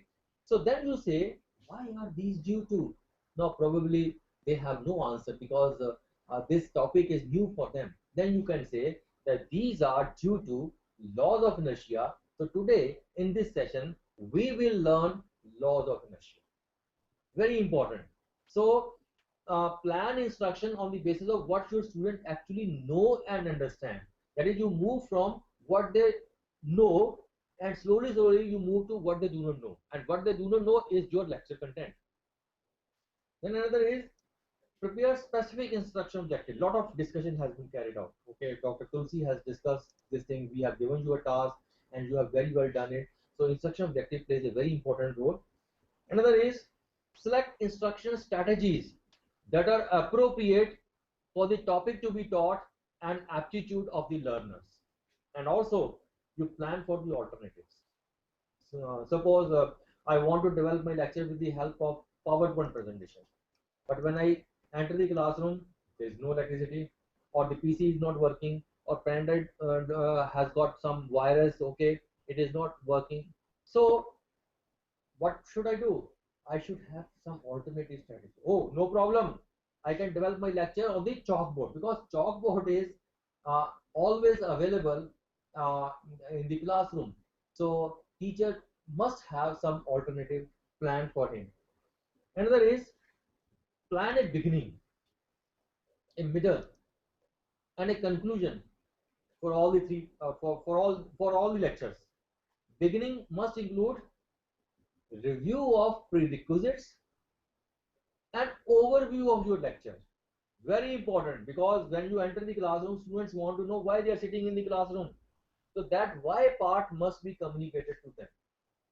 Okay, so that will arouse their curiosity. If you explain why this session is very important, that will help you to gain their attention, that will create their interest. Okay, so beginning must be must contain review of prerequisites and overview lecture. I have given you one example about inertia. So I have introduced my lecture with the help of some info which is already available with the students. Okay, I have reviewed the prerequisites. Prerequisites was that students must be familiar with the concept of rest, concept of motion, and concept of force. So one part is beginning is that review of prerequisites, and second is overview of your lecture. After announcing the topic, you write that topic on the chalkboard, and on the left hand side you give them an overview of your lecture. That is, after the topic is over, you will be able to state inertia of rest, inertia of motion, inertia of direction, and you will be able to give lot of examples from daily life pertaining to inertia of rest, inertia of motion, and inertia of direction. So this is an overview. Then a middle must include the interaction with the students. Interaction, when I say interaction, it is two-way, not simply pouring the information into the into the minds of your students. That is one-way communication. This is not you can say recommendable. The recommendable is that they should be involved. Okay, you see, various students have got different types. One student, if you tell me means teaching by telling only. That is, when a teacher is simply passing on the information. If you tell me, I will forget. Other student says, sir, if you show me means that you integrate the media, or you are presenting your lecture with the help of PowerPoint presentation. or you have brought charts, pictures, diagram, models, etc. He says, if you show me, I may remember. And there is another student. He says, sir, if you involve me, I will be always with you. So you need to seek their participation. And this is possible only if you have thought of, you have prepared a plan when to involve their participation, when to ask certain questions, when to invite certain questions. So they will be interacting, they will be part. So during the middle, you will interact with the students. You will write something or main points on the chalkboard. You will show some PowerPoint presentation. You will listen to students' question. You will answer students' question. You will ask question. You will respond to students' answers. And at the end, a conclusion for every lesson. That is, conclusion will include summarization, recapitulation of what you have covered, okay, in the 45 minutes, followed by 2-3 questions pertaining to the entire chapter, and you will also give them some kind of homework, or you can say exercises for home practice. Another principle is plan interesting and challenging learning experiences. Students participate actively in those learning experiences which they find very much interesting and stimulating. So as a teacher, when you are preparing a lecture plan, think about the examples. Think about certain illustrations from the word of work, how this abstract topic can be concretized with the help of some charts, pictures, diagrams, or a lot of examples. So they will likely to learn when you are giving them some stimulating or some interesting exercises. Then plan for meaningful learning. About meaningfulness, I have already discussed that when a teacher is telling something, students' minds are not stationary. Their minds are trying to link what the teacher is telling with their background experiences. So it means teacher has to give a number of examples relating the content with you can say a practice, relating content with examples from word of work. So that will enhance meaningfulness. Another is plan assignment that contain both easy and difficult material graded to students' abilities. Variety of students are sitting. Some are above average, some are average, some are below average. So you need to ask a simple question to a below average student, a difficult question to average student, and more difficult question to the above average student. So our idea is to enhance the morale of the below average student also. Once he is able to answer a simple question, probably next time he would attempt to answer somewhat difficult question also. So plan assignment. Another is that organize a regular assessment schedule. You have covered one part of your lecture, ask 1 or 2 questions. Go to the second part of your lecture, ask 1 or 2 questions. So sectional recapitulation. You have to organize a regular assessment schedule. That means you keep on asking certain questions. Another is that be prepared to adapt plans that do not achieve stated objectives. You have prepared your the PPT, not functioning, power is not there, or LCD projector is out of order. So you must have some alternative plans. Now we'll move to events of instruction. You see, in teaching, from one moment to another moment in a classroom, certain events takes place, and these events of instruction must be designed in order to proceed from where you are at the beginning of a lecture to the attainment of objectives by the students.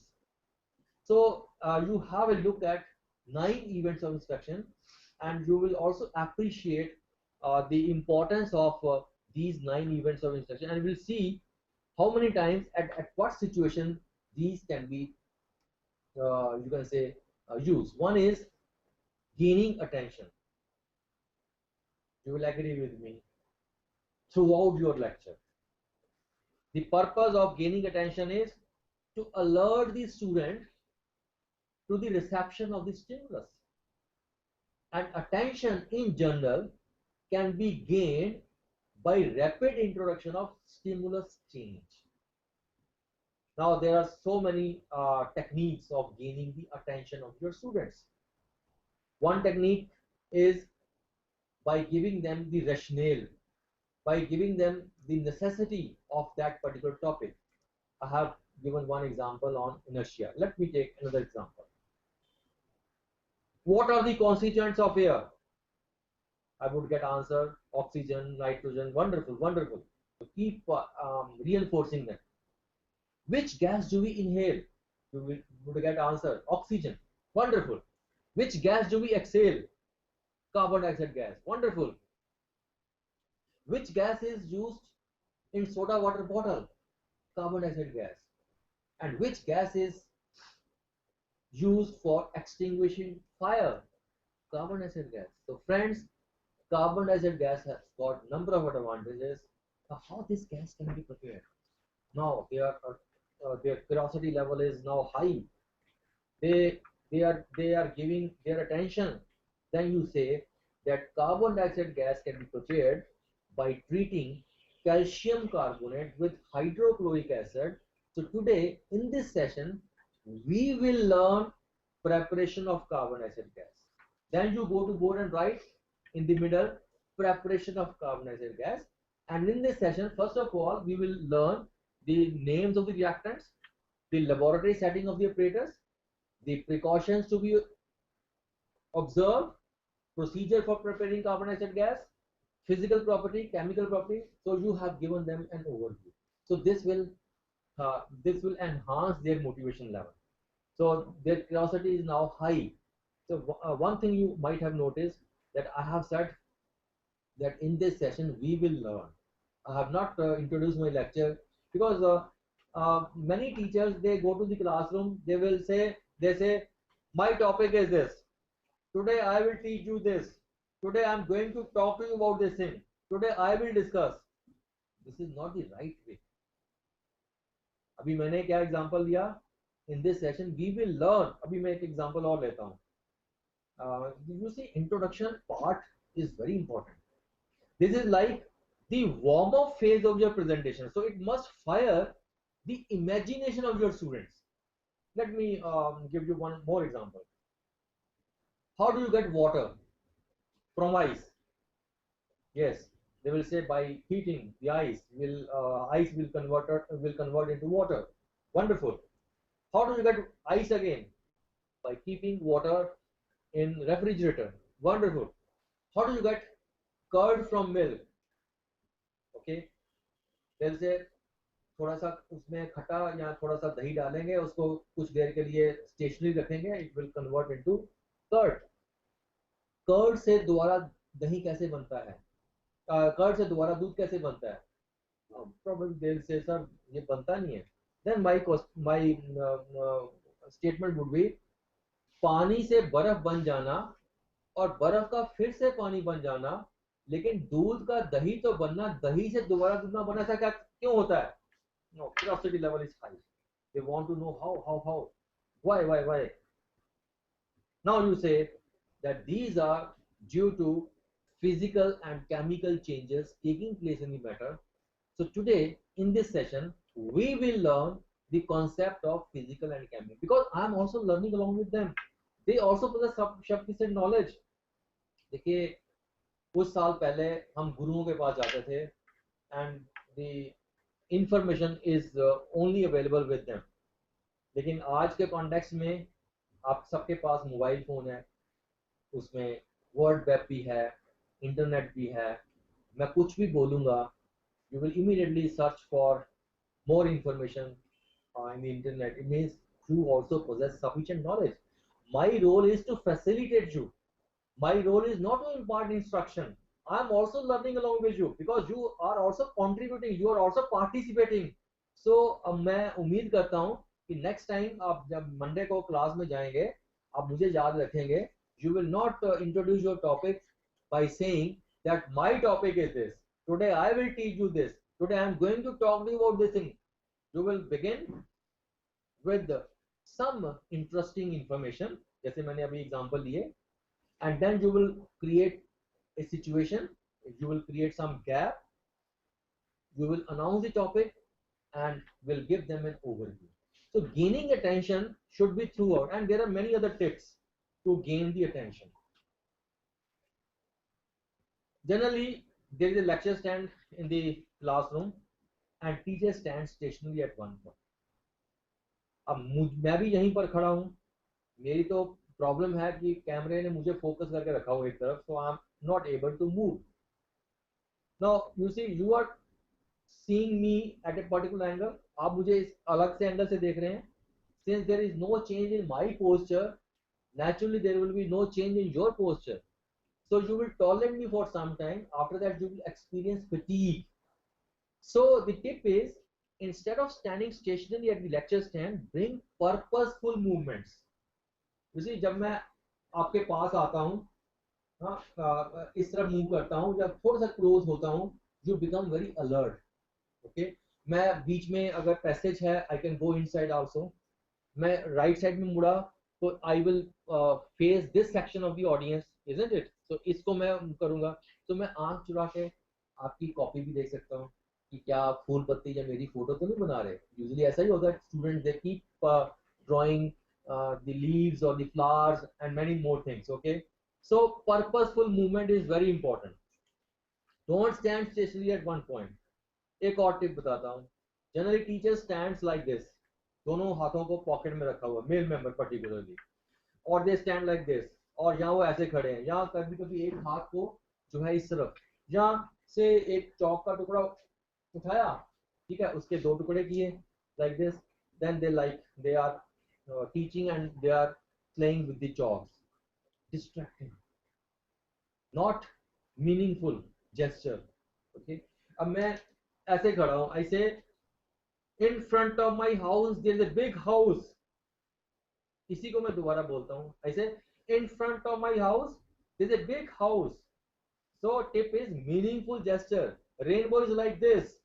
So आपके हाथ, आपके कंधे, आपके facial expression से, यानी gesture से supplement करना है. So second tip is meaningful gesture. Then third is change of voice. Vary the tone, pitch of your voice. When you are going to say something very important, speak it loudly. Okay, these are due to laws of inertia. So everybody will be alert. So change in voice. Okay. Then another is change in interactional pattern. Interaction means two ways. So if I keep talking to the students, it is one way. So insert few questions, invite questions. Okay, now they will participate. So change in interaction pattern. Another is oral visual switching. AURAL. Oral means sense of hearing, visual means sense of sight. So switch over from one mode to another. You have explained some concept, go to board, chalkboard, and write important line, or you can integrate with some media. So oral visual switching. Okay. Another very important is maintaining an eye contact with each and every student in the classroom. 60 students are sitting. Some teachers, they focus on the left hand side, the audience sitting on the left hand side, or some teachers, they give focus or their attention only to the front row students. The remaining students are ignored. So as a teacher, you need to maintain an eye contact with each and every student sitting in the classroom, and this is possible only if he leaves the lecture stand, if he goes inside. Okay, so these are certain tips which will help you to gain their attention. Second is informing students about objectives of instruction. Students want to know why they are sitting in the class, so that why part must be clearly told to them. और वो why part जो है वो अपने board में भी लिखना है. मैंने बहुत सारे टीचर देखे हैं, they never write even a single letter on the chalkboard. Their chalkboard is clean. Okay, so आपको chalkboard जो है उसकी ऑर्गेनाइजेशन इस तरह से करनी है कि जो सेंटर का पोर्शन है, वो जो top centre, that is only for writing the topic. Then on the left hand side of the chalkboard, you give them an overview, bullets form में.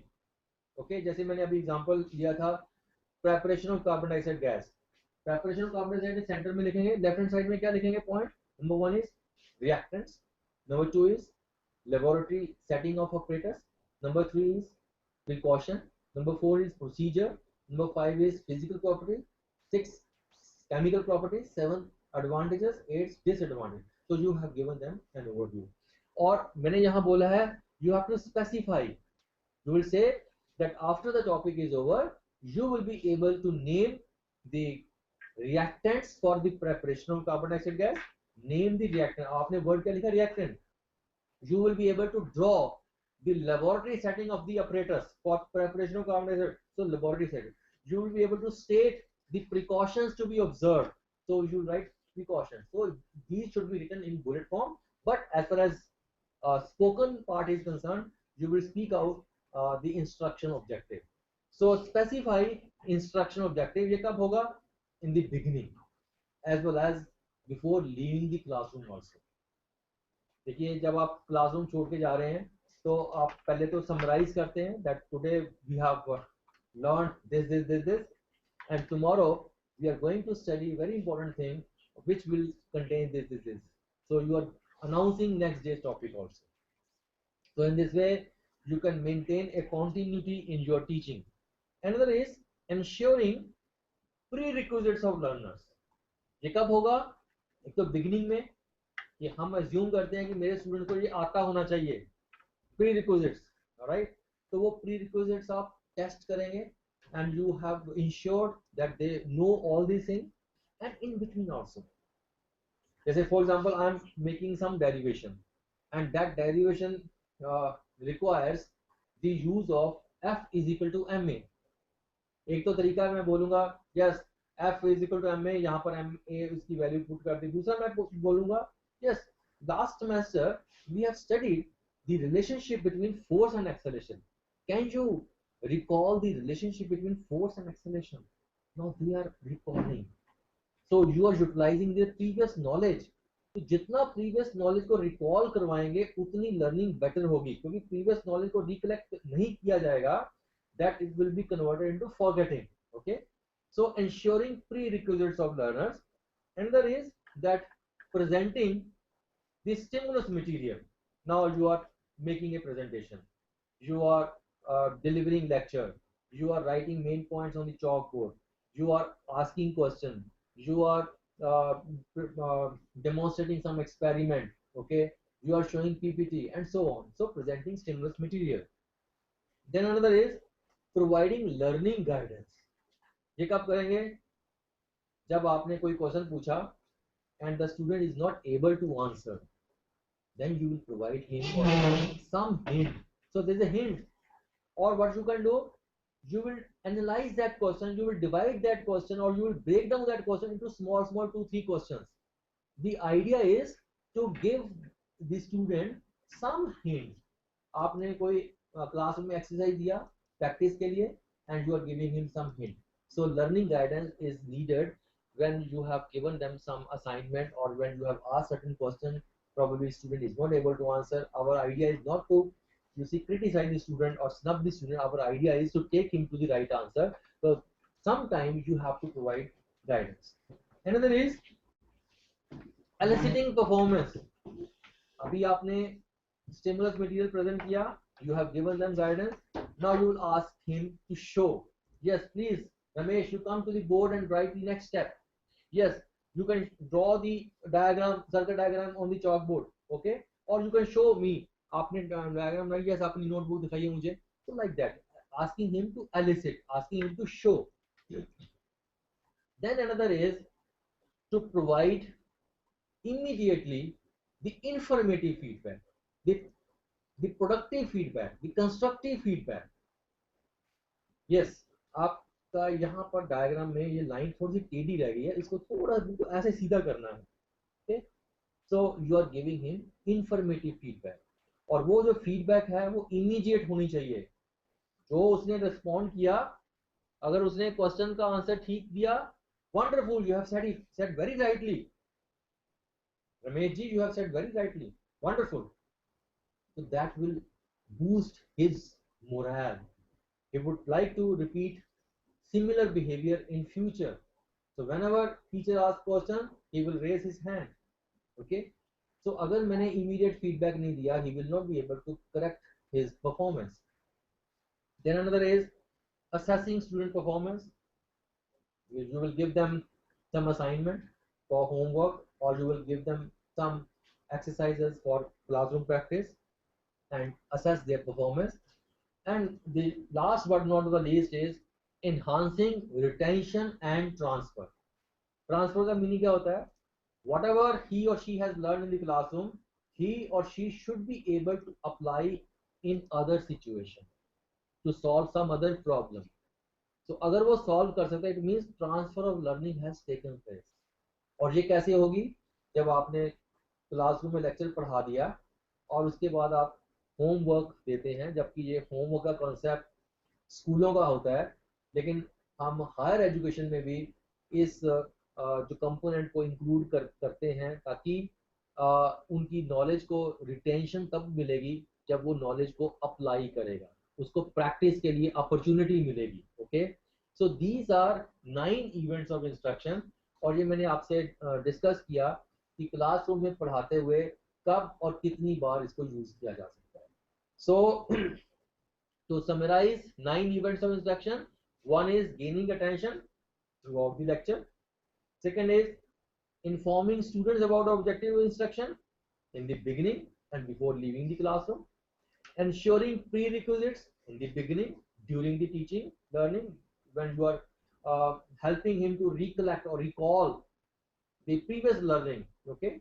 Then presenting stimulus material, आप present करेंगे, ये parts में होगा कि आप एक component पढ़ाया, you will ask certain question, second component, third component, fourth component, so on.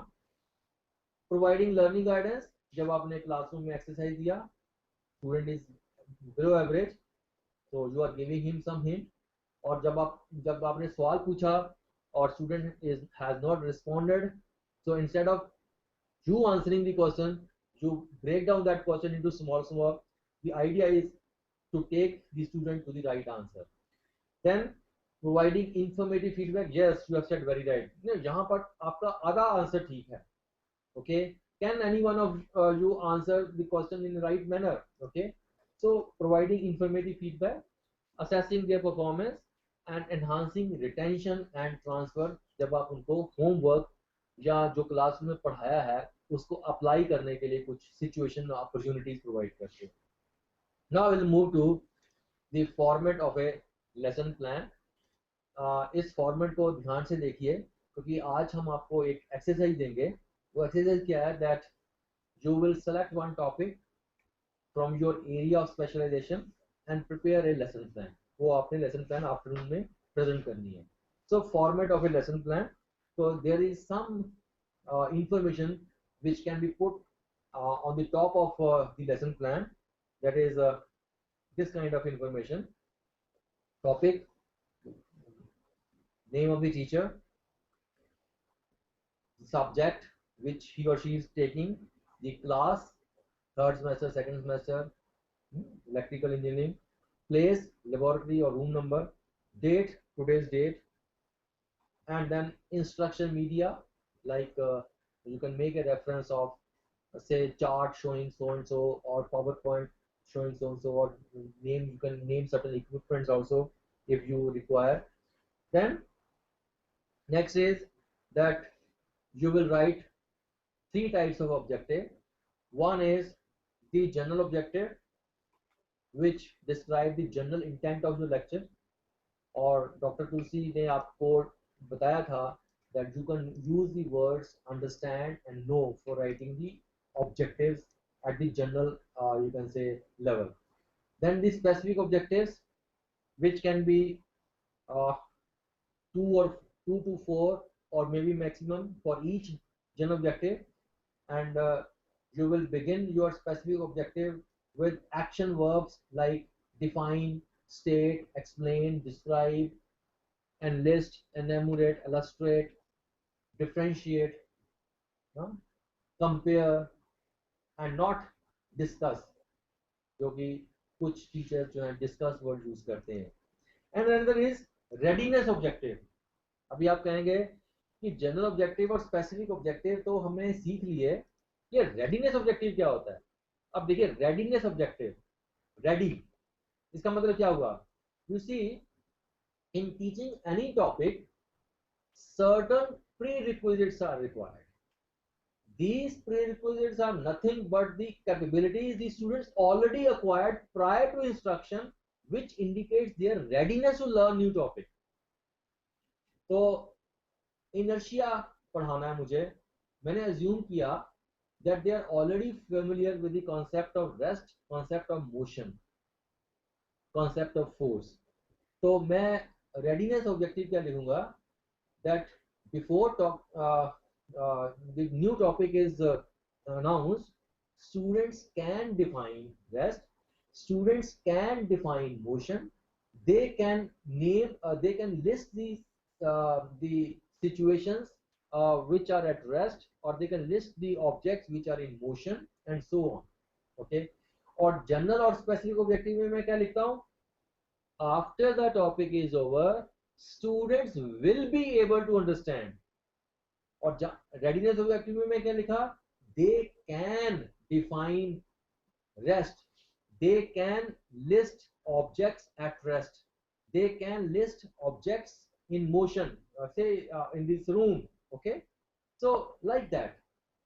Now after this preliminary information is given, then you will go for 5-column introduction and development plan. The first column pertains to introduction, second column pertains to objective, and the third column pertains to instruction activity, that is the teacher's role. Fourth column is about the instruction media, and fifth column you will give some you can say estimate of time about covering that particular thing. So introduction, you can have all these three things, or you can have one. One is describe activities that explain the relevance of learning the content of the lesson and what is to be learned in the lesson. या तो ये हो सकता है, or list activities that may arouse the curiosity of learning the content, or third could be write activities that will test presence of prerequisites in the students. तो अगर introduction में if you require any media, आप उसका fourth column में reference दे सकते हैं, और introduction को कवर करने के लिए से आपको 5 मिनट चाहिए, you can mention about 5 minutes in the timing column. Then the next one is the development phase. So you will specify the objective 1. Okay, आपके 4 स्पेसिफिक ऑब्जेक्टिव हैं या 3 हैं उस टॉपिक को पढ़ाने के लिए, तो specify objective 1. So instruction activity में क्या लिखेंगे? आपने कंटेंट नहीं लिखना, you will describe the strategy of achieving that objective. So describe the strategy of presenting the information in respect of the first objective. Then you will also write the activities for assessing the achievement of students. और अगर इस particular objective को achieve करने के लिए you require the usage of PowerPoint presentation, तो आप लिखेंगे PowerPoint presentation showing so and so under the column media. And how much time you require for completing the first objective, वो आप उतना टाइम लिखेंगे. Then this is repeated for the second objective, third objective, fourth, and so on. And then comes the last stage of your lecture, that is the consolidation stage, or you can say the closure stage, which will include the activities like summarizing of your lecture, evaluation of the lesson, and follow up. तो ये जो summarisation है, यानी whatever you have covered, ये जो आपने left hand side में overview दिया था, that will help you summarise your lecture. और कुछ टीचर जो मुझे उन्होंने अपने एक्सपीरियंस से शेयर किए, ही सेज कि we ask the students to summarise their lecture. कि जैसे रोल नंबर आज से रमेश रोल नंबर 1 है, he will make a presentation of से 2 minutes or 3 minutes about the about my content, about the lecture. So he will summarize. कल ये करेंगे, परसों ये करेंगे, right? तो इसका एक एडवांटेज है, students will be alert, they will also participate, और उनका अटेंशन जो है वो आप गेन कर पाएंगे। और कुछ टीचर्स कहते हैं कि हम अगले दिन करते हैं, जैसे मान लीजिए आज मैं नया लेक्चर शुरू करने आया तो रोल नंबर 1 जो है वो जो कल हमने पढ़ा 3-4 मिनट में या 5 मिनट में उसको समराइज करेगा। Okay, good practice. So and another is follow up. तो फॉलो अप में हम क्या करेंगे, आज पढ़ाते हुए आई हैव नोटिस्ड और I have experience some difficulties, I'll go to my room, note down those difficulties and prepare some action plan so that these difficulties should not be repeated in the future lecture, क्योंकि अगले साल तो यही topic नए बच्चों को पढ़ाना है। तो जो आज प्रॉब्लम मैंने फेस की है वो अगले बार में प्रॉब्लम ना फेस हो, इसलिए I will think about some strategy. Okay, so media or time, so timing column gives an indication of pacing of your lecture. So this is how you will prepare a lecture plan. तो आपने देखा होगा कि इस lecture plan में हमने content नहीं लिखना, हमने मेथोडोलॉजी लिखनी है। तो अभी क्या है कि now is the time for your the task, you can select one topic from your area of specialization and prepare a sample action lesson plan. So we'll give you 30 minutes now and you can have 1 hour more after the lunch, that is from 2 to 3, and at 3 myself and Dr. P.K. Tulsi will request you to make presentation one by one, जैसे कि हमने कल और परसों किया था। So that हम चाहते हैं कि एक लेक्चर प्लान का जो कल्चर है ये इंजीनियरिंग कॉलेजेस में भी डेवलप हो पाए और पॉलिटेक्निक में भी डेवलप हो, क्योंकि लेक्चर प्लान आप में से जितने लोग बनाते हैं या बनाते रहे हैं उनको मालूम है कि इसका कितना एडवांटेज है, कितना कॉन्फिडेंस जो है इंक्रीज होता है, and it also checks happier way of teaching, तो it keeps the person on the track. तो इसी के साथ ही मैं इस सेशन को यानी इस टॉक को क्लोज करता हूँ। Now if you have any question you are welcome. Yes, so any question from your side, any clarification? Question open to the house.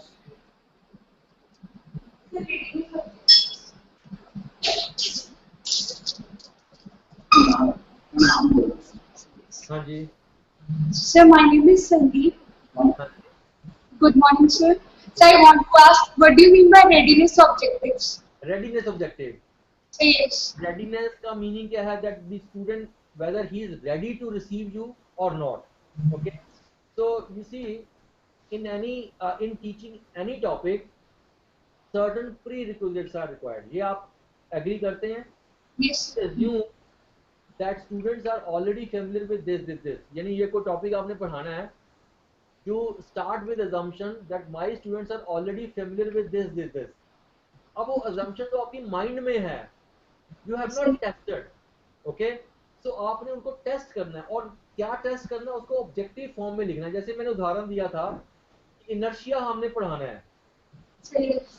इसका जनरल ऑब्जेक्टिव क्या हुआ, that after the topic is over students will be able to understand concept of inertia.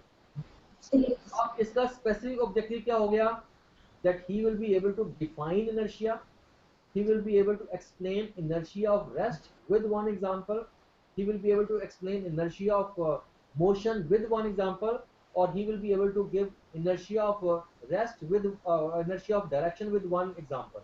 ये हो गए specific objective. अब inertia पढ़ाने से पहले हम अज्यूम करते हैं कि स्टूडेंट को concept of rest, concept of motion और कॉन्सेप्ट ऑफ फोर्स पता होना चाहिए। जब तक ये तीनों कॉन्सेप्ट नहीं उसको पता होंगे आप इनर्शिया नहीं पढ़ा सकते। Isn't it? आप एग्री करते हैं? Yes. तो अब हम इसका रेडीनेस ऑब्जेक्टिव क्या हुआ, that he can define rest, he can identify some objects in this room which are at rest, he can name certain objects in this classroom which are in motion. Okay, और मैंने उनको बोला कि this is an object, it is at rest, how can we bring it into motion, they will say by pushing or by pulling. तो हमने readiness objective का मतलब क्या है, दैट मैंने अभी बोला था that in teaching any topic certain prerequisites are required. These prerequisites are nothing but the capabilities students already acquired prior to instruction, which indicates their readiness to learn. So readiness objective में they can define, they can state. और कुछ आप clear हो गया ये? Yes, thank you, sir. Okay welcome. और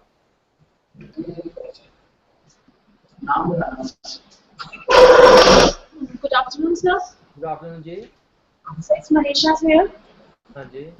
So actually, I have a doubt. The word like explain, elaborate, and describe. Whether they are used in this all these words in specific objectives or general objectives. Generally, we can use in both of the ways, but in general and in specific.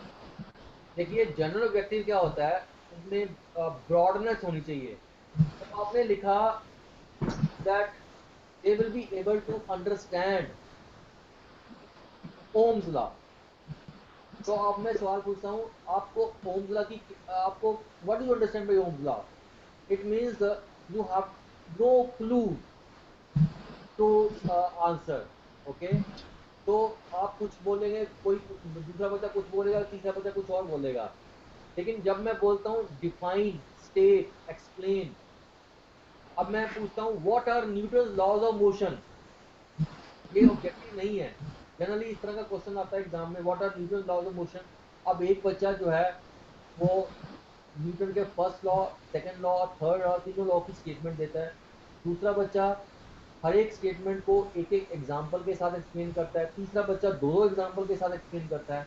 तो क्यों नहीं मैं question ऐसा लिखाऊं, describe each of 3 Newton laws of motion with one example. तो describe, explain, elaborate जो है ये स्पेसिफिक ऑब्जेक्टिव है. लेकिन एक्सप्लेन ब्रीफ में होता है, एलेबोरेशन जो है या डिस्क्रिप्शन जो है विद एग्जांपल आप ब्रॉड कर सकते हो, बड़ी कर सकते हो, लेकिन उसमें स्कोप फिक्स कीजिए. जैसे मैंने बोला describe each of 3 Newton laws of motion with 2 examples. अगर आप इसको ऐसा छोड़ देते हैं describe 3 Newton laws of motion with examples, तो एक बच्चा एक एग्जांपल देगा, दूसरा दो देगा, तीसरा तीन भी दे सकता है. क्योंकि हर बच्चे को जब वो एग्जामिनेशन हॉल में बैठा होता है बहुत कुछ आता होता है, लेकिन जब क्वेश्चन की डिलिमिटेशन करने की बात आती है, उसका स्कोप फिक्स करने की बात आती है, तो हर एक बच्चा अपने माइंड के अनुसार उसका स्कोप फिक्स करता है. तो हमने ऐसा नहीं कराना, हम सारे स्टूडेंट को इकट्ठा एक ही पैरामीटर पे मेजर कर रहे हैं, तो स्कोप सबको नोन होना चाहिए, तभी ऑब्जेक्टिव इवैल्यूएशन हो पाएगी. हाँ जी. और Thank you, sir. वेलकम. और अभी क्लैरिटी हो गया आपको कि हमने जब क्वेश्चन भी बनाने हैं, you will not begin your question with right short note on that discuss the properties of lubrication. अब डिस्कशन जो वर्ड है लिखा अपने सामने होता है, डिस्कस विद whom, कागज के ऊपर डिस्कशन नहीं होती.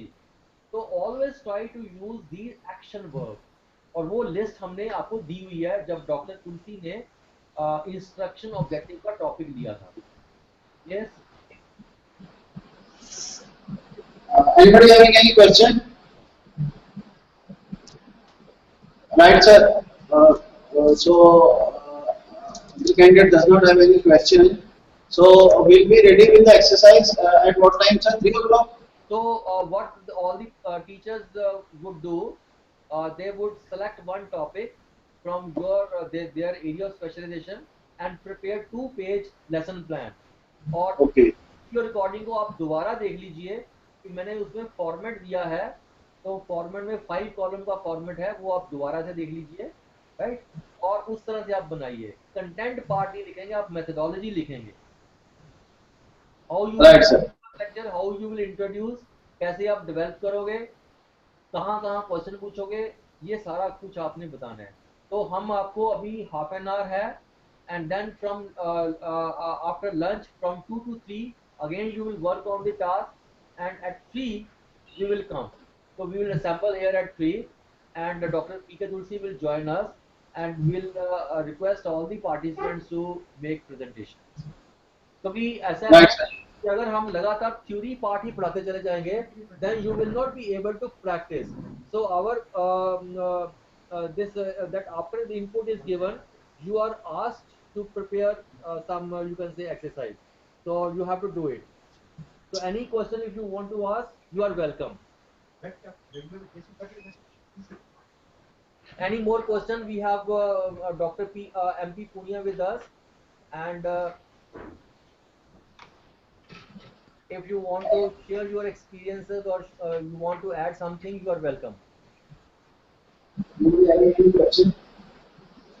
Okay, in the normal standard practice, what we do here is that we have a setup.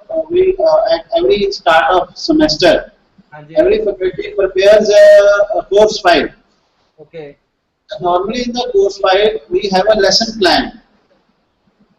Okay.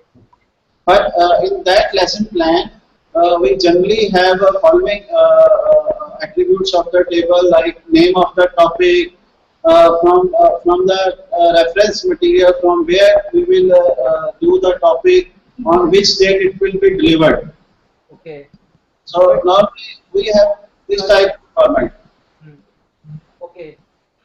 So it means most of the time you focus on the content part only. But here you have given focus on methodology part. That is, how will you introduce your lecture, okay, or how you will draw their attention, or how will you give them practice exercise.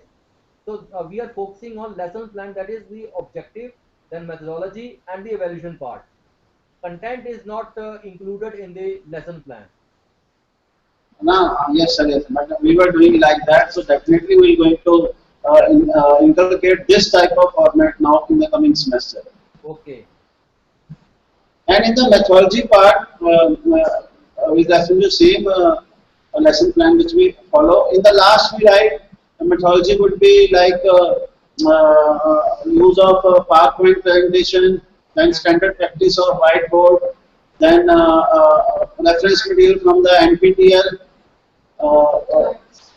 charts. So normally we write this thing only. So is this busy? Is this correct to write that thing? That is when to use the media. That is at what time you will show the media and how you will show the media. This is what you are asking. Yes, yes, yes. You will include it. And in the practical part,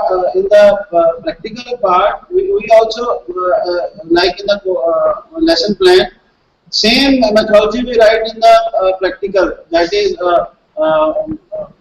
you have to make a program on the board. Then the student will going to do that. Then a new problem is given to them. Okay. So, is that method is right?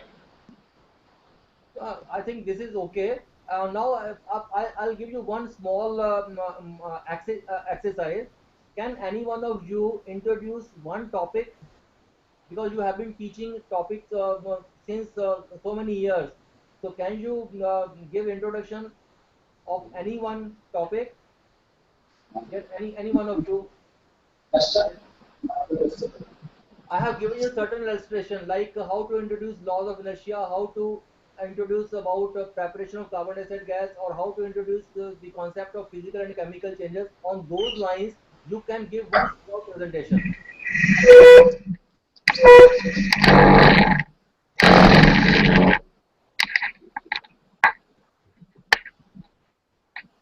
So I have to tell just the contents of that particular topic. Please again begin again start it. Let's suppose we have started from the data structure. Then firstly we have to start it from the introduction of data structure. Please don't do task analysis. Suppose I am your student sitting in front of you. How you will introduce your topic to me? Okay, so firstly, it means you are asking the methodology like you have asked for the lesson plan. In that context, in first class you are going, you are in the class first time, and data structure you are introducing to the students. 60 students are in front of you. How you? okay, firstly, sir, we have to explain the data structures with the real life, or we can say just give the analogy of on that particular topic. आप ऐसा मत बोलिए we will say, आप मुझे बताइए, मतलब मैं आपका स्टूडेंट हूँ सामने, तो They mean to say they are the students and you are the teacher. How are you going to do that? हाँ जी, हाँ जी। And you don't know this thing what they have taught. So how do you do normal practice of the day? So firstly, here we are today we are learning the data structure. What is data structures? So firstly, the word that is data and structure. We have to know that where from they come. First one is data plus structure. So data is the normally data that we can say it can be a operand. Like let me starting from the expression. Let's suppose a plus b is equal to c. So here a, b, and c are the operands, and this operator, that is the operator. And when we merge the operands and operators, like then we said that is the expressions. So data structures becomes the, we have to manage all data in the form of a structures, and as we know that data structures have two types. One is linear and non-linear. And here is the requisite that some students are already know what is C language and what is C++, and all they know is the arrays. Means sequential. They knows how to arrange the data in a sequence form. तो thank you very much. Now इतना ही बहुत है, क्योंकि मैंने introduction के लिए बोला है। तो मैंने आपको बोला था कि आपने टॉपिक नहीं अनाउंस करना, आपने बोला था कि my topic is data structure. मैंने आपको बताया था लॉज ऑफ इनर्शिया का एग्जांपल दिया था, तो मैंने I have not said about inertia in the beginning. तो मैंने क्या बोला था कि what is the position of this object, वो मैंने रेस्ट का बारे में पूछा, फिर मोशन के बारे में पूछा। Then I asked certain question about the person traveling in the bus, and bus is वो बस ड्राइवर उसको रोक देता है तो क्या होता है, या बस को स्टार्ट करता है तो क्या होता है। So these are due to laws of inertia. So today in this session we will learn law. This is the introduction, brief introduction. ठीक है, तो आपका काफी हद तक ठीक है, लेकिन डाटा स्ट्रक्चर जो आपका टॉपिक है वो आप अनाउंस बिगिनिंग में नहीं करेंगे। आप उसकी, जैसे आपने बोला a plus b is equal to c, ये क्या चीजें हैं, वहां से आपको धीरे धीरे टॉपिक की तरफ लेके जाएंगे। ठीक है, Okay, then will explain now. बस ठीक है मैम, इतना ही ठीक है। अभी कोई any other participant who can introduce, जैसे मैंने आपको बताया। So after this session, we'll come up with the lesson plan on this particular topic. Or हाँ, ये आपने लेसन प्लान बनाना है। तो अभी किसी और पार्टिसिपेंट को आप बोलिए अपना टॉपिक इंट्रोड्यूस करने के लिए। आगे आना, आगे आओ। Any topic of your choice. How are you going to introduce the topic? And देखिए, मैं सारे पार्टिसिपेंट को बोलूँगा कि this is learning experience for all of us. तो इस प्लेटफॉर्म को आप पूरा अवेल कीजिए, इस अपॉर्चुनिटी को।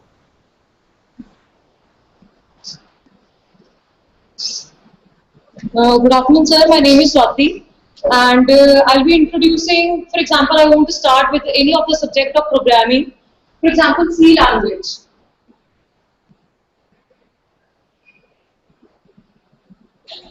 Now, before starting the subject, I'll be giving an introduction. For that, I'll be elaborating the thing. Am I audible, sir? ऐसे नहीं Okay. आप ये समझिए जो आपके पार्टिसिपेंट बैठे हैं, they are your students and now you have entered the classroom, and how you are going to introduce. Okay, sir. Okay. Okay, fine. Here, actually, we are talking about the language. Language means the way we communicate. But this language is the thing that we communicate with the computer. When computers were developed, they understand only two words or two letters that were 0 and 1. And at that time, the language that was used is a binary language. Now, that means the machine understands only binary language, which is also called as a machine language, which have only two letters A and B. As we all understand English, we are communicating in English, so we have 26 letters, we understand English. But computer understands zeros and ones only. But this language as such have many problems. For example, it is very difficult to understand, it is very difficult to learn, and if in case there is an error, it is very difficult to find an error as well. So because of these many problems of binary language, we have other categories of language because of which we can easily communicate with the computer.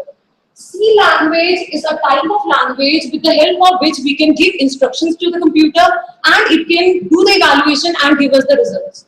Here, C language can be called as a middle level language. In some of the books, they also mention it as a high level language, but it is a middle level language. Now, what is a middle level language? Actually, languages are represented or divided into two parts. Ma'am okay it's okay so आपने बहुत बढ़िया आपने introduce किया अब आपको क्या करना चाहिए कि आपको एक सेंटेंस बोलना है so today in this session we will learn the main features of C plus language और लेफ्ट हैंड साइड में आप उनको उनका ओवरव्यू देंगे कि आज इस टॉपिक में सबसे पहले व्हाट इज सी प्लस होता क्या है एंड देन इसके कंपोनेंट्स क्या हैं और इसके फीचर्स क्या हैं और इसके एडवांटेजेस क्या हैं वो आपने लेफ्ट हैंड साइड में लिखना है ठीक है ओके सर आपका इंट्रोडक्शन बहुत बढ़िया था क्योंकि आपने सिंपल लैंग्वेज से शुरू किया प्रोग्रामिंग के ऊपर बाद में आए तो Yes. wonderful, ये बहुत बढ़िया रहा Should I continue, sir? so now we'll break for lunch and we request all the participants to prepare a lecture plan and we will meet at 3 o'clock. Lunch break. 2 o'clock, 3 o'clock. 3 o'clock. Right, sir. 2 से 3 आप पूरा ये lecture plan बना लेंगे फिर 3 बजे मिलते हैं. Right, sir. Right, sir. Okay.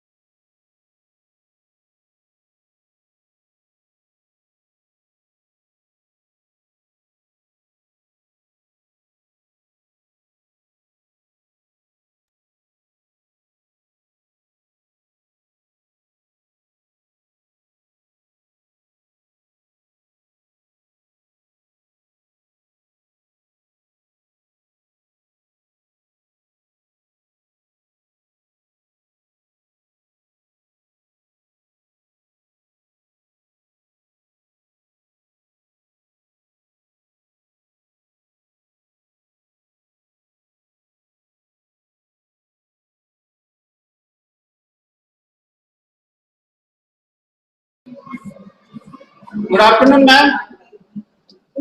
Am I audible? अच्छा मैम, आप एट योर एंड आप मैम एट योर एंड थोड़ा वॉल्यूम थोड़ा ज्यादा रखिएगा, क्योंकि हमारे यहाँ पे ना कोई रंगारंग प्रोग्राम चल रहा है ग्राउंड में, अच्छा जी, तो उसकी आवाज अंदर तक आती है। बट आपको सुन रहे हैं अब जब हम बोल रहे हैं?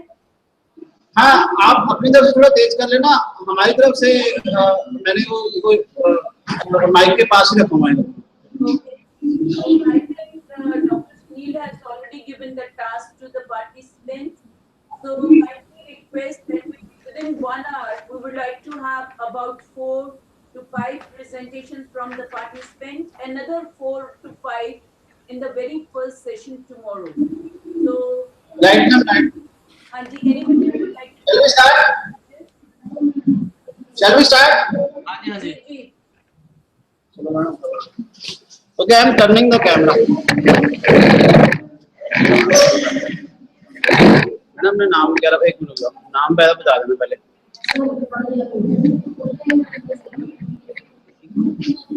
Good afternoon. Good afternoon, sir. क्या बोलना है मैडम?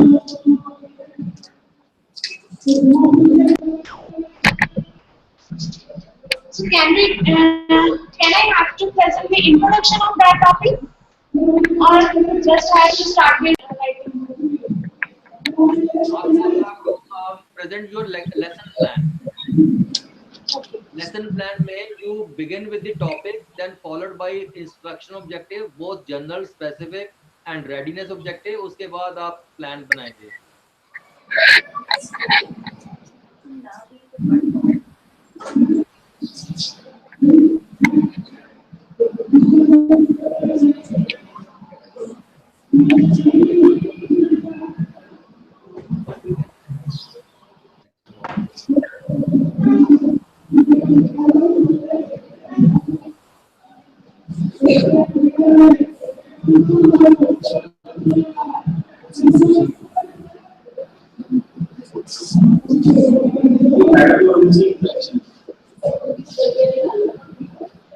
सुनेगा?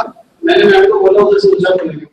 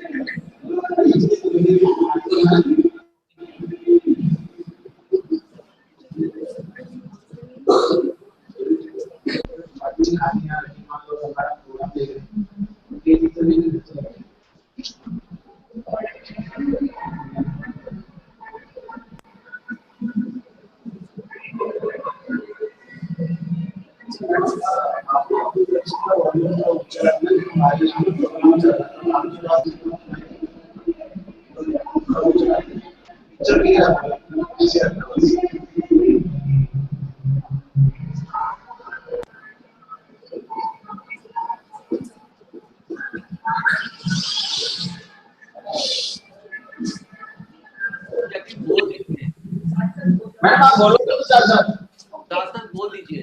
Firstly, sir, journal objectives. My topic is stack and the data structure.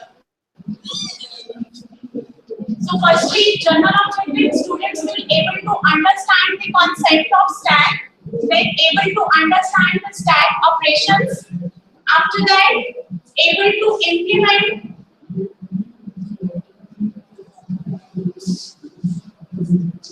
stack applications and real world. तो आपके ये 3 जनरल ऑब्जेक्टिव हैं. Yes, sir. अच्छा, आप इसके corresponding specific. One minute. Before you proceed, Yes. what you can do is, because you have broken down into concept and then you said understand the operation, so that can be clubbed in one general objective. That is understand the concept and operation of stacks. Okay. Third would be जो आपने third Implement. लिखा है वो second हो जाएगा implement. Fine. So you Okay. can combine first and second. It cannot be so specific that you only deal with concept. Concept is Okay. a small unit.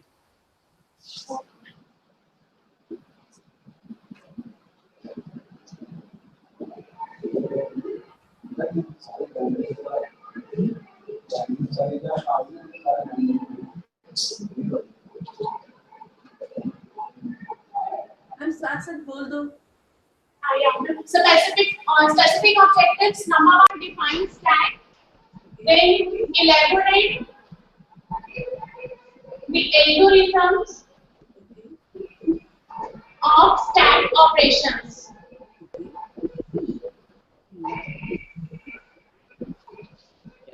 Then explain the implementation of stack.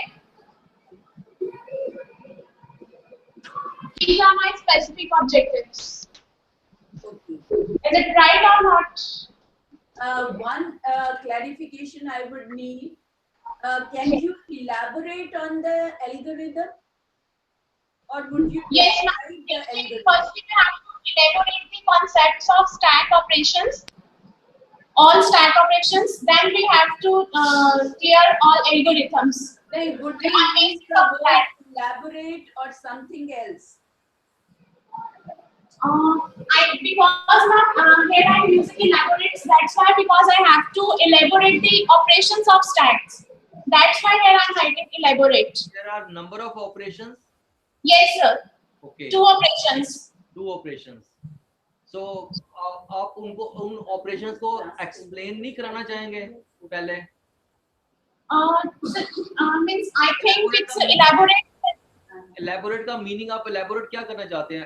Elaborate the algorithm of stock operations. Stock operations, yes. तो उससे पहले आप different stock operations को explain भी तो कराएंगे. Yes, sir. एक add कर दीजिए और 1 के बाद एक ऐड कर दीजिए explain various stock operations. Stack operation. हाँ जी. Stack. Stack operations. उसके बाद elaborate होगा, आप करेंगे algorithm. Okay, sir. ठीक है, नहीं ये होगा ना आप, अब मैं तो ऐसे बोला, आप हाँ ना करिए, आप ये बताइए कि आपने पहले stack operation को explain भी तो करवाना है, कराना है ना? ठीक है. Yes. Next one, it's readiness objectives. अच्छा मैम ऐसा है, आप algorithm को write करते हो या elaborate करते हो? Sir, right.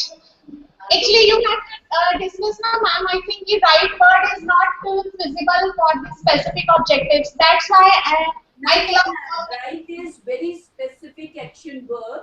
So you can use right. Okay. Right, algorithm for. Elaborate तो नहीं आएगा. Elaborate is if something is given and that need to be elaborated. Okay. हाँ जी, fine. आगे चलिए. Then readiness. बहुत बढ़िया लिखा आपने. Thank you, sir.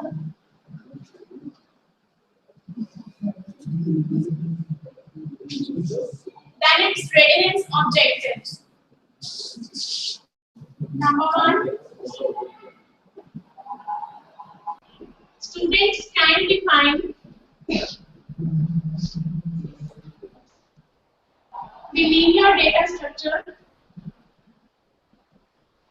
Second,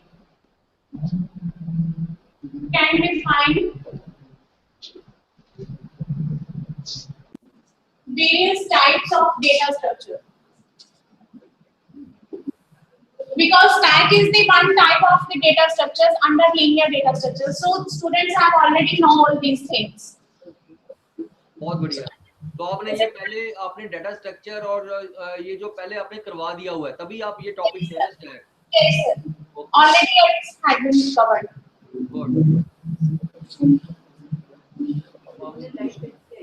अब इनको बोलने के लिए कॉलम में नहीं वो डिलीट नहीं कर पाते. वो पुराना नहीं कर. बस कुछ नहीं कि किसी की कर दे. मतलब इंट्रोडक्शन की स्टडी ड्राफ्ट करेंगे.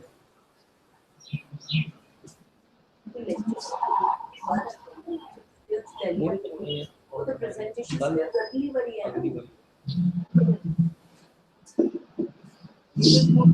आपको सेशन प्लान किया पर देखेंगे.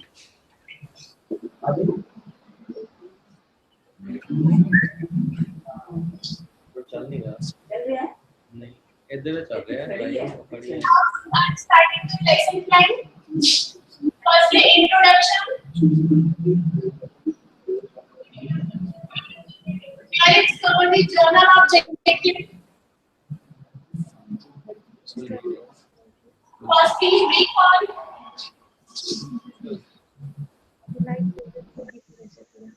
Previous lecture.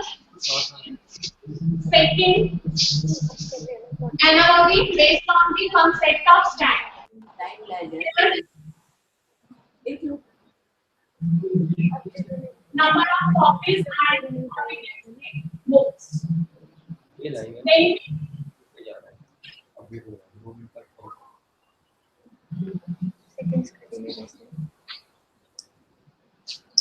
अच्छा मैम, इसमें आपने इंट्रोडक्शन में लिखा रिकॉल द प्रीवियस नॉलेज, क्या है लिखा? yes sir. Previous lecture is okay just you know that stack is the part of stack is the data structure, the part of data structure. Hardly 1 to 2 minutes. Then it's the analogy. For this much you require 10 minutes. Yes sir. Recalling में आपने 10 minutes का time दिया है. So for analogy, it is for analogy. Here on specific objectives. For first objective, definition of stack.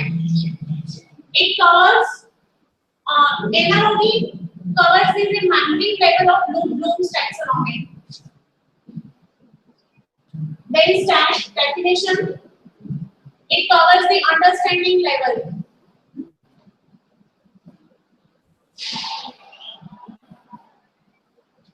For the second specific objective,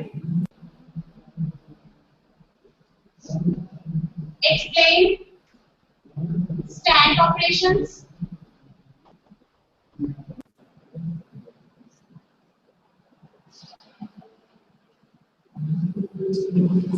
Then explain algorithms. After that, applications.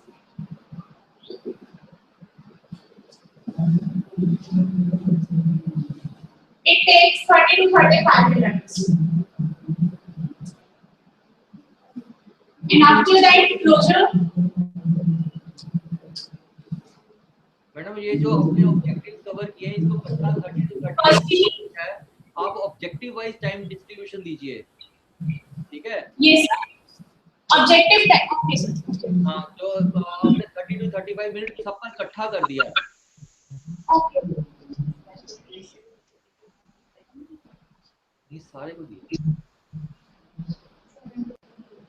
अच्छा, अब आपने यहाँ applications लिखी हैं, तो आपका ऑब्जेक्टिव तो था नहीं applications of stack operation.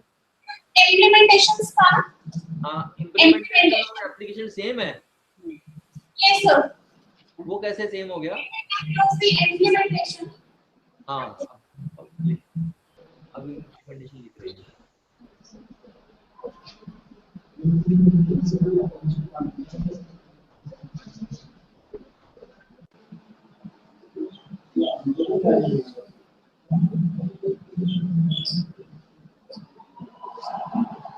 So, at the last of the lecture, before closing my lecture, I summarized the whole lecture in 3 to 4 minutes, and after that, some oral text. I put the question in between the lectures. So overall, we had 50 minutes for a particular lecture. आपका नाम क्या है? So Manisha. Manisha. Manisha, I have one question to ask. When you are writing what you will be doing, what the student activity would be? Student activity.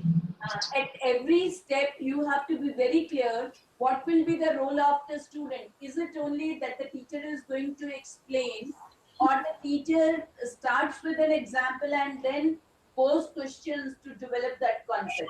What strategy would you follow? In the first lecture, the first step, like the introduction, here I like some books or number of copies, like so So you will Put them.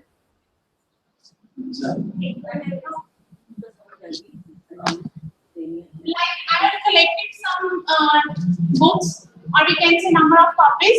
So here I am saying the students to set up all these copies of books in a single queue. Right. So the students, I call the voluntarily students. Then obviously they put the one, then this, then this, in this way. So this is the basically start, and then I'm telling to the removing these copies in a different queues. So when they're removing, obviously they pick up the first one, then second one, then third one. So basically this is the first in, first out operation. Fine. So the last in, first out. Yeah, Manisha, so what you can do is, when you are writing the activity, then you must write that with the help of the student or with the help of this activity, the concept will be introduced. Yes, ma'am. Right. So This that's is the basic concept of, this is the basic concept of STAT. This is basically STAT. It is set on the link code, last in, first out. Agree.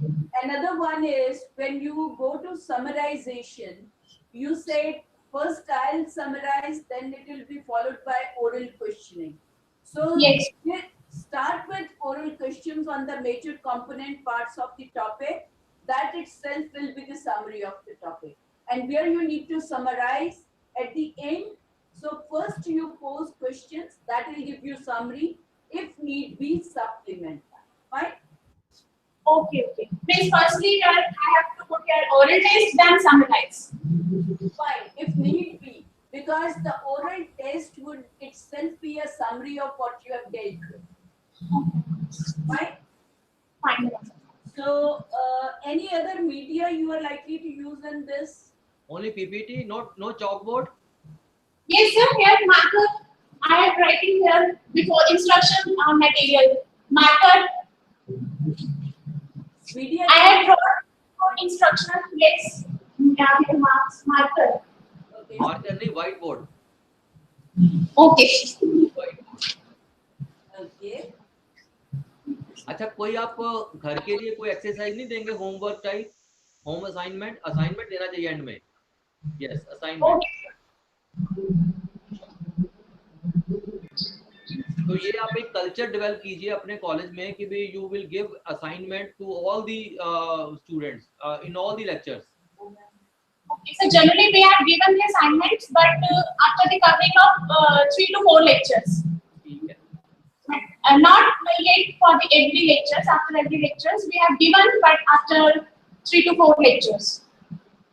Okay अच्छा every lecture में वो implement करना है 4 lecture के बाद assignment देते हैं they will submit लेकिन आप एक्सरसाइज तो दे सकते हैं for their practice Okay. Practice करें चाहे आपको रिटर्न ना करें and if they have any query then they can come back to you Okay. Yes, sir. तो वेरी वेल डन तो बहुत अच्छे से आपने तो बहुत बढ़िया आपने परफॉर्म किया right from the general objective specific objective then readiness objective they were very nicely written और जो मेथोडोलॉजी पार्ट था वो भी आपने अच्छे से कवर किया थैंक यू वेरी मच तो I have now next participant.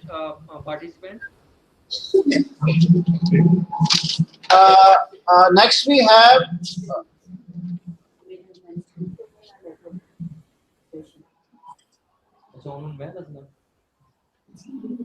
ma'am. Next we have Miss Sandeep Kaur. Next we have Miss Sandeep Kaur. She has recently joined the teaching profession. And she is taking UG classes of BCA and her subject is accounts. Am I audible? हाँ जी, please.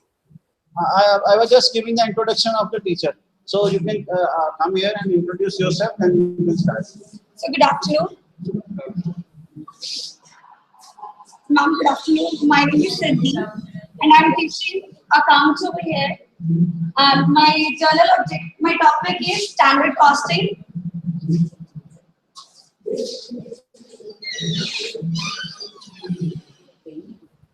Journal objectives.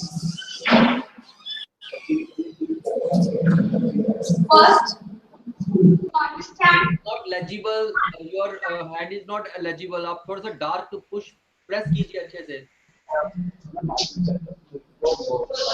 ये permanent है क्या? This is a physical challenge when you are a new teacher. This thing happens. So I am very यहाँ use करेगा.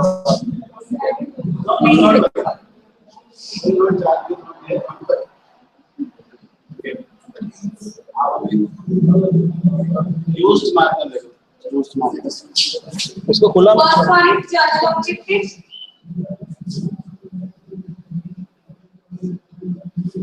Carry on. To understand the concept of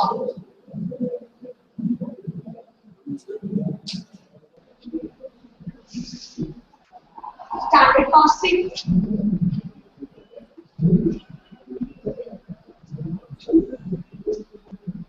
second one is Standard cost. to understand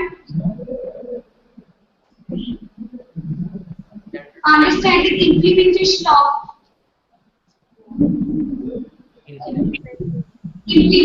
of standard costing. Basically, it means how it is applied in companies. And specific objectives. 1 minute, Sukhdeep. Sandeep, earlier the first presentation also I made a comment. Concept is a small unit of the chapter, so there cannot be one general objective only on concept. So you can combine both, start with one general objective, concept and implementation of standard costing. Okay, these are has to be clubbed. नहीं, आप जो आपका general objective है वो एक ही रखेंगे. That is, it is understand the concept and implementation of standard costing. You don't need to have separate for the concept and then separate for the implementation. I will club it. Okay, carry on. Specific objectives. First, to understand and wait. In the specific objectives, you cannot use the verb understand.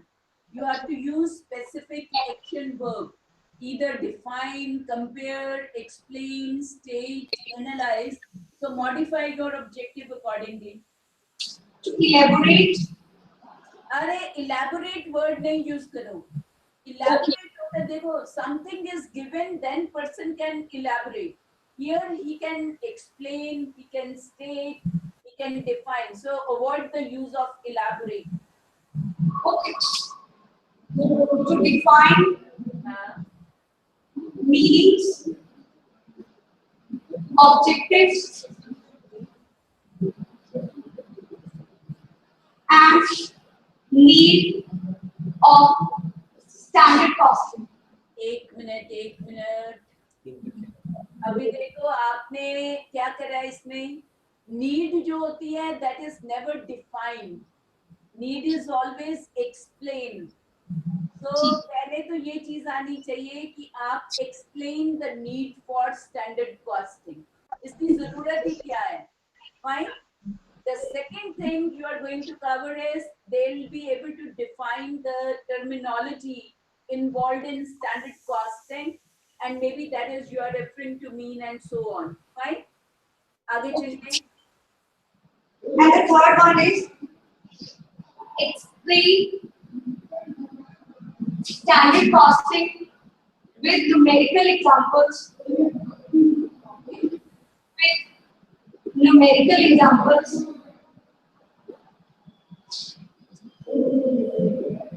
Generally tells us how to set a selling price of goods and services, how to cost it. Fine. And the next one is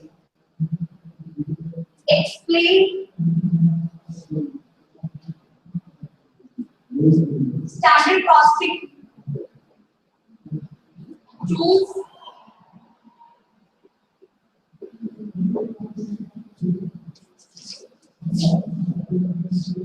These are for दोबारा बोल दीजिए please. Ma'am, explain the standard costing tools. Okay. These are the elements, which includes material cost. इसको थोड़ा modify कर लीजिए. Explain the tools for standard costing. Explain The tools used for standard costing. Explain the tools ठीक है, for standard cost. Fine. Further, it has elements that is material cost, labor cost, Okay.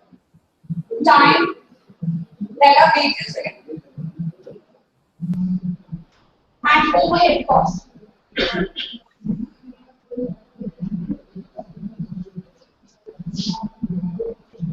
In the readiness objective class, student must have the knowledge of costing before starting of a standard costing, and the second one is he should know what do you mean by standards. 1 minute. When you're talking of readiness objective or the previous knowledge, again ma'am. they are written in the form of objectives that a Yes. student will be able to define or explain. So convert that question into a statement.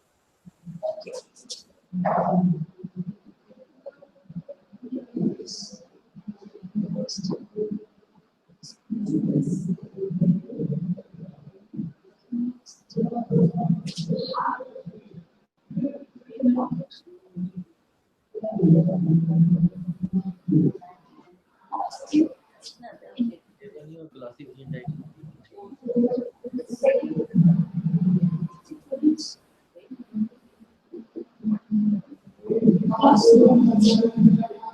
Standards. These are basic, normal, and high standards.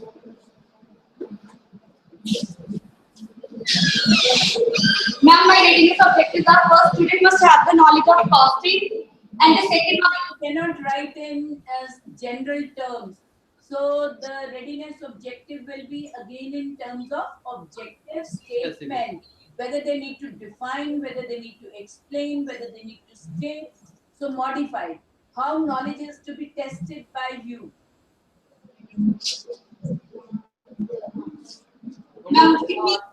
उनको सबसे पहले क्या आता होना चाहिए standard costing बनाने से पहले?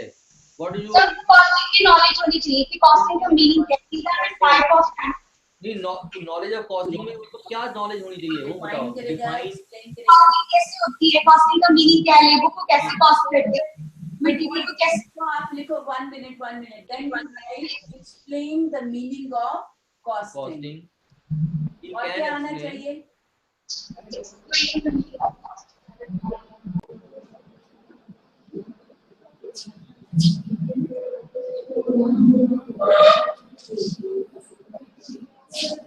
Anything else that you should know? In the second one, students must be able to explain standards. Explain the standards. कौन से standards? Basic standards, normal standards, and the high standards. Okay. These are generally more than actual performance. These are up to, and these are higher than standards. So you can have fine. This is all. This is fine. Then how are you going to proceed?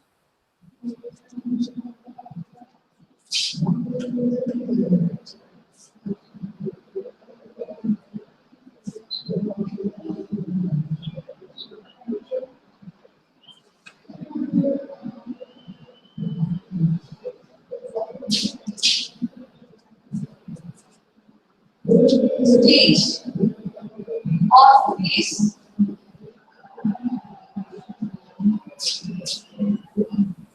Seconds. Activities.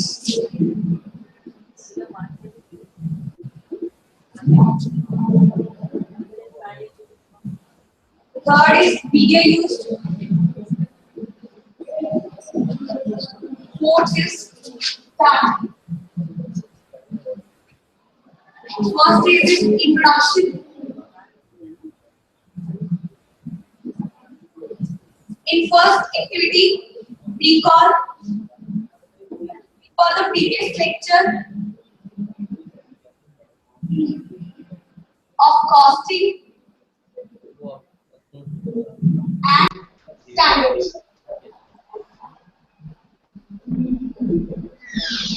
And the second one, various activities, books, lecture method, and discussions with the students. Timing, I will take 10 minutes. Ma'am, what kind of discussion are you going to generate on this? Ma'am, during the lecture, I will ask them, what do you know about the standards? In the previous lecture, Okay, so this is not a topic for discussion, but you are going to check the readiness objectives by posing relevant questions. So you can Yes. modify that. Fine? Discussion की जगह लिखिए कि that questions would be asked. Questions related to readiness objectives will be asked. Actually, we are discussing with them. Group discussions. Starting में कहाँ से आ गया? Standard की ना. So, do you divide your class into groups of 4 and 5 and allow them to discuss among them and then come up with what is? I will ask students randomly and students. That is only posing a question and getting a reply and then supplementing if they are not correct. So, discussion is either between 2 or more than 2 people. So, you are not actually discussing, you are asking a question, getting a reply, then correcting that reply. Okay. And go on. Go on. In the second stage, development stage,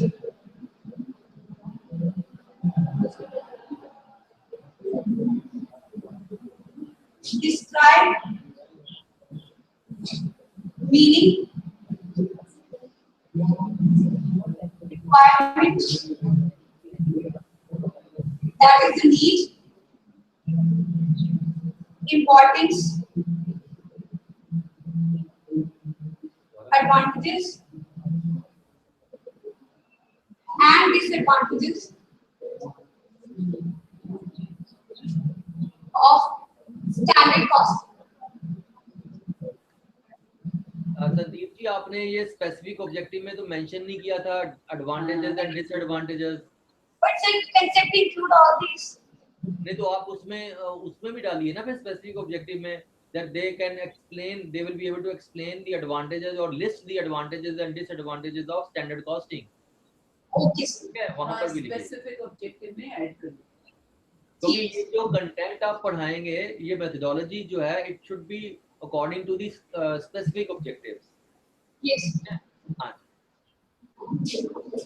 The tools used are PPT, same again, lecture.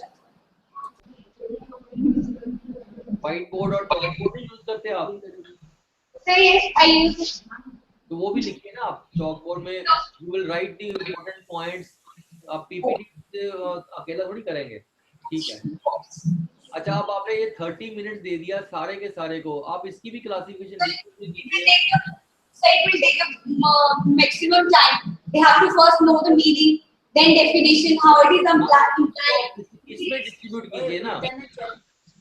इसमें distribute कीजिए. Another point which is you said first you will take up the meaning, then you go to the definition. So first Yes, you take up the definition, then you go to the meaning. Fine? Ulta kariye. First I will say meaning, then the definition. Meaning तो अपनी elaboration है तो just explain it.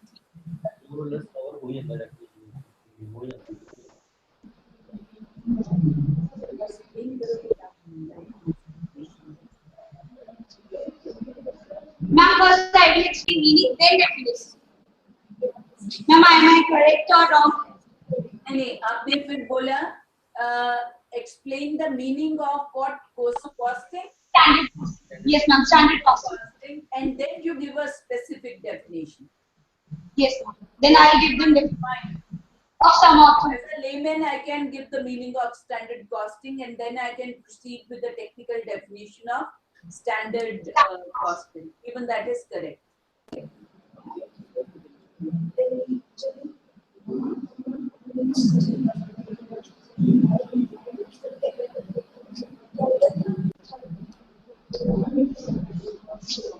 Am I correct, ma'am? Anji, fine. You're correct. May I proceed?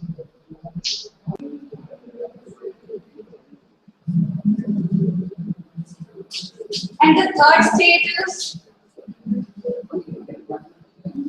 close. First, I will summarize the chapter in 5 minutes. Second, oral test. Third, that's the homework assignment. To choose any company of their choice and deals with this, deals with its standard cost. How it is implemented. How it is implemented in that company.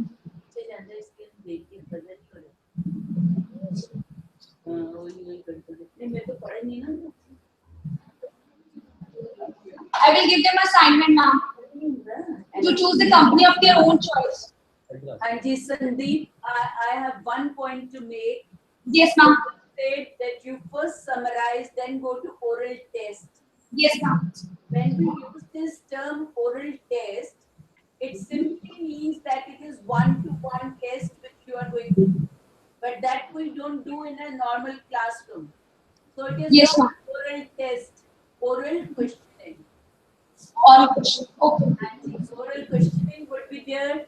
And one request I would make, that don't summarize yourself. With the help of the oral questions, you come to the summary of the topic. This is another way of coming to the summary. Another thing you can take up is, maybe you have a multiple choice test of 5 to 10 items. That sheet is circulated to the students, and students put the tick mark and you show the answers to all the 10 items. Even that rapid fire multiple choice test can do. Or simply you write rapid fire question round would be there. So you quickly pose 5 to 10 questions and you get a reply from the student. So different way of summarization can be used. Summarizing things. I will first explain them that this is the requirement why it is. Maybe just 1/4 of the lecture at the same time. Fine. Yes. And one thing you have missed is, are you going to clarify the doubts of the students in between? Okay. Ma'am, yes, we have cues for the same. Cues for the same. कहीं पे आप mention कर सकते हैं कि when you are finished with one set, so any doubt, if it is there, then you will clarify the doubts of the students. Yes. And you can summarize the unit wise also.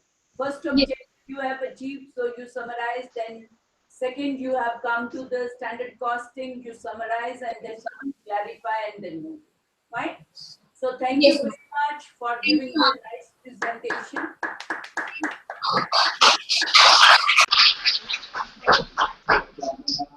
एक काम teacher का और भी होता है कि board को साफ करके जाना है. हाँ, अपना काम खुद साफ करो.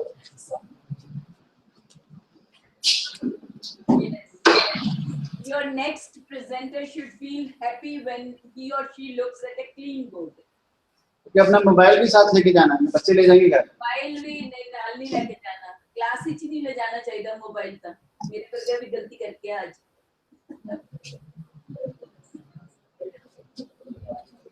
Okay, next we have Miss Ravneet Kaur.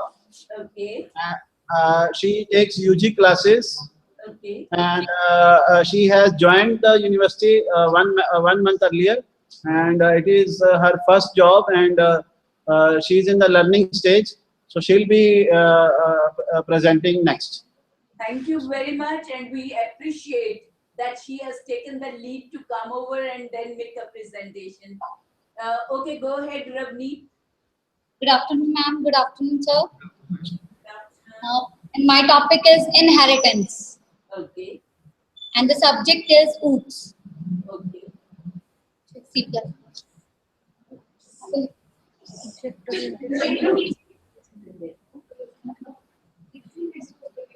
Okay, Aarti, chalo, class है.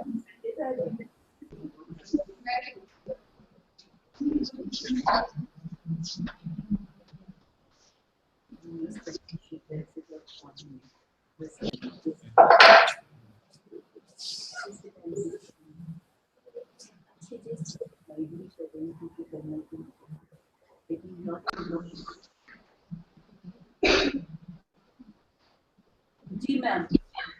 First general objective will be students will be understand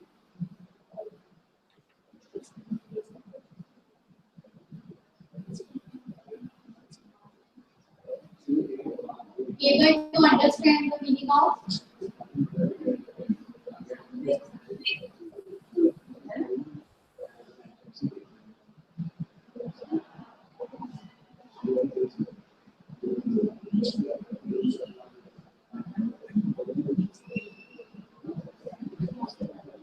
students will be able to understand the meaning of the inheritance, its types,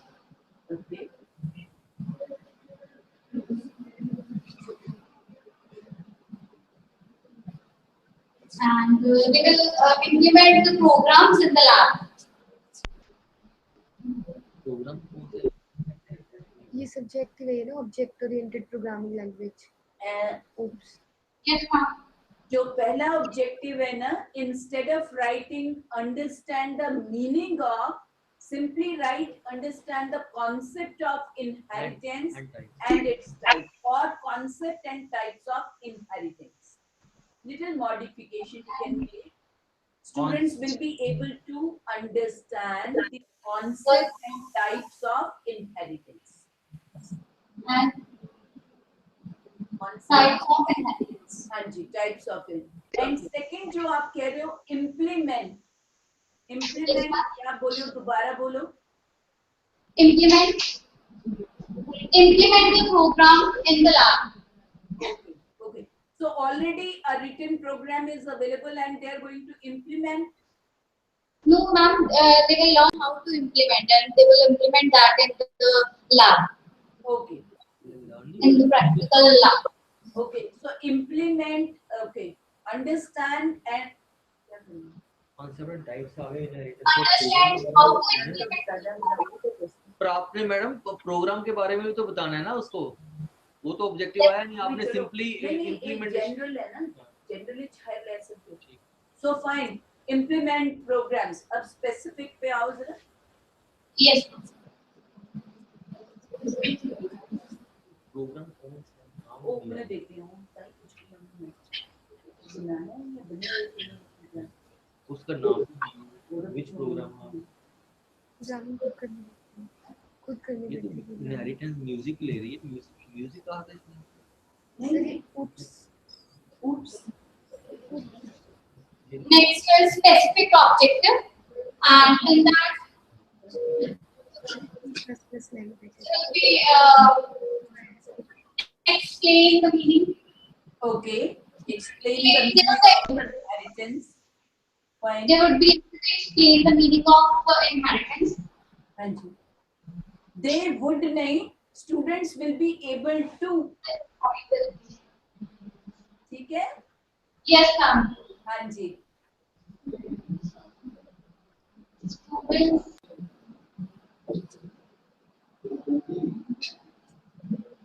Able to. ठीक है, वो clause understood है. आप लिखो explain the meaning of inheritance. और Explain the meaning of. हाँ जी. First would be हाँ, right.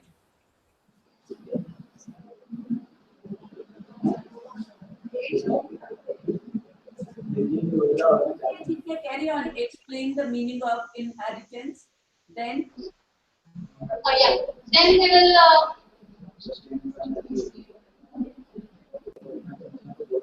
कितनी तरह की है inheritance? Sorry. How many types are there of the inheritance? Yes, there are 5 types. Okay, one could be enlist the 5 types of inheritance.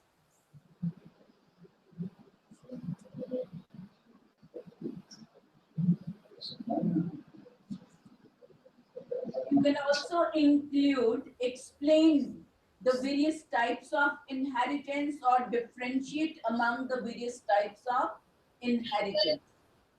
And क्या रखना चाहोगे? Explain रखना चाहोगे? Differentiate रखना चाहोगे? Differentiate, ma'am. Okay, differentiate among various types of inheritance. आगे चलिए. Differentiate among various types of various types of inheritance.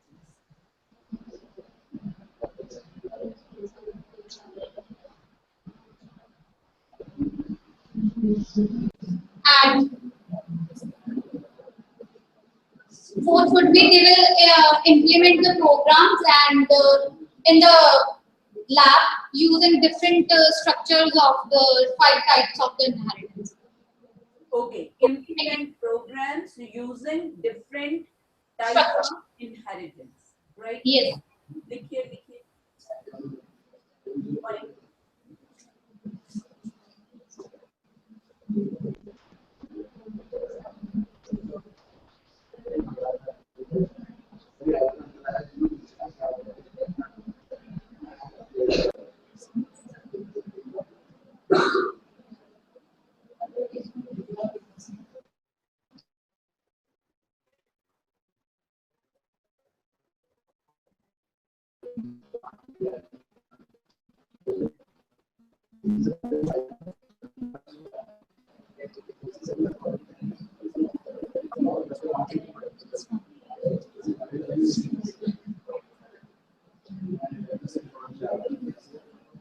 They will implement the programs of different types of inheritance using their structure.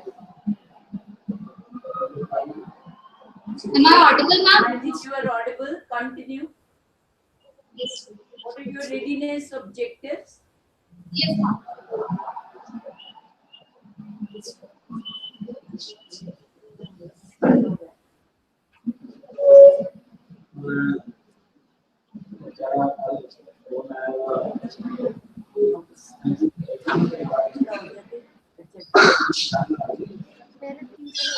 My readiness objective would be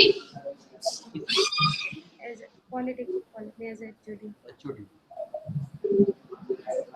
call आती है तो भी chairman sir के ना कि वापस आ जाओ. उस समय कितना पे करते थे?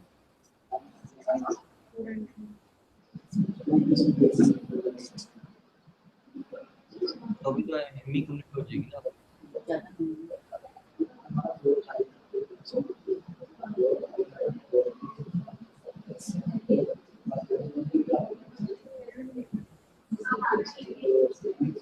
बच्चे आ नहीं रहे ना कॉलेजेस में, सीट्स फुल खत्म हो रही है.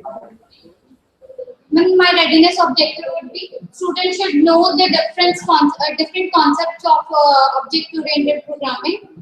Student would know. Would क्यों? ये तो पहले से आना चाहिए उनको.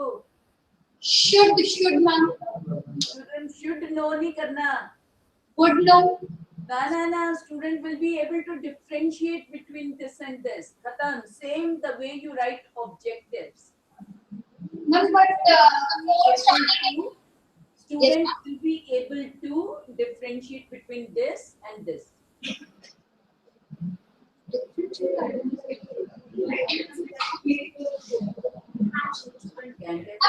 the readiness objective, and students should know the different concept of the. ऐसा I may go with should, but why if they do not know? So readiness होता है कि what they already know, so they can differentiate. So use that terminology. Don't say should or would or. Simply write student will be able to do this, right? Or students can. Understand basic concept of should be able to explain basic concepts of explain the basic concepts of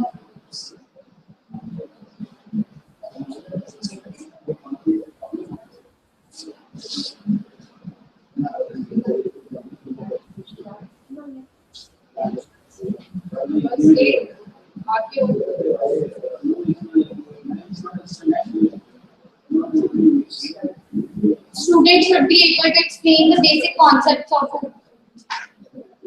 Okay.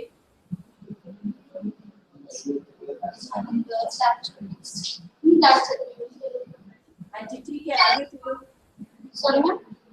हाँ जी आगे आगे चलिए. Development बताइए ना आगे further.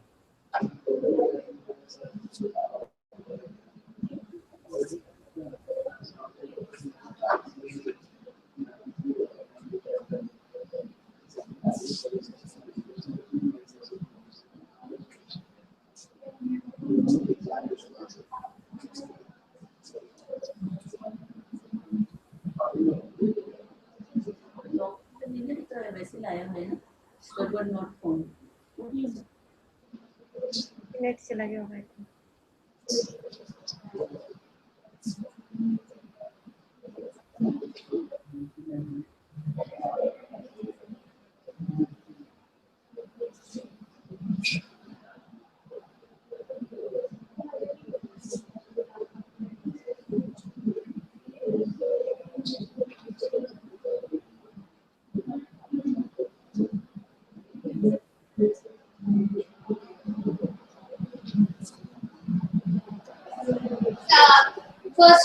First phase would be the introduction phase, and that I'll define the meaning of the inheritance, its definition. No. Sorry, definition. Introductory phase में you are not going to explain the meaning of inheritance. That will be under development phase. Introduction में you have to give the rationale why this topic needs to be learned. What is the importance of studying inheritance? So you have to arouse the motivation of the student so that they feel interested in learning what you are going to teach. Okay. तो क्या करोगे? Why inheritance is needed? ठीक है.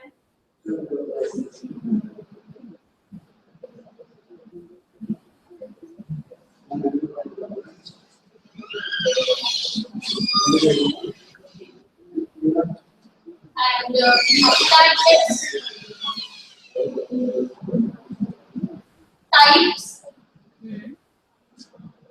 It's 5 types. And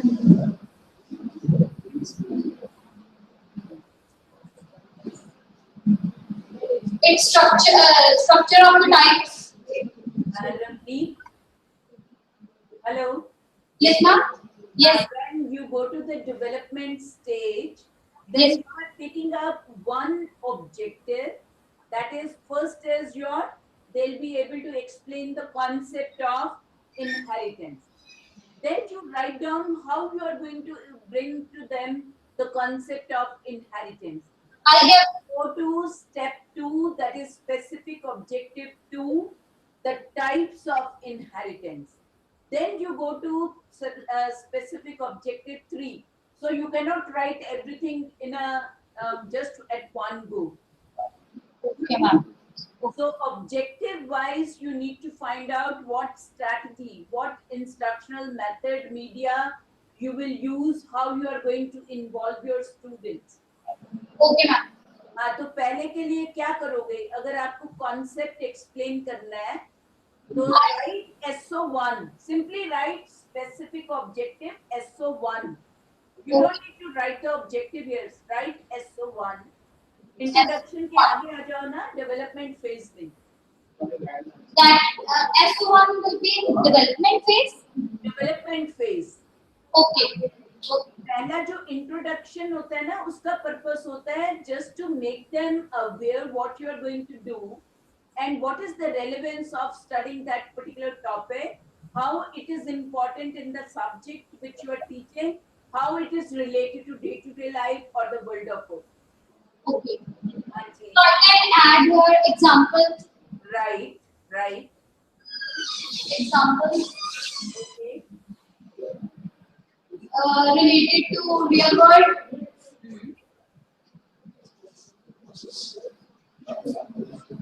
And plus technical. Okay.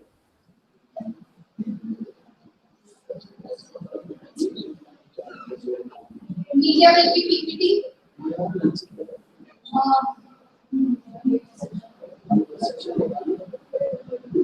Whiteboard.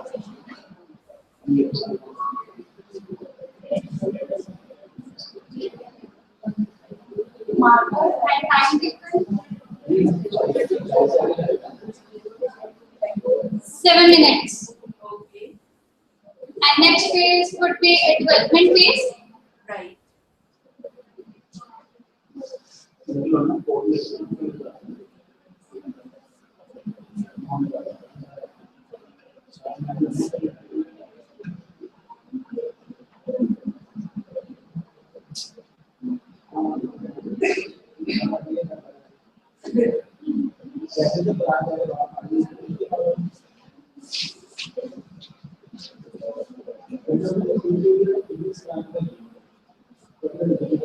Specific objective 1.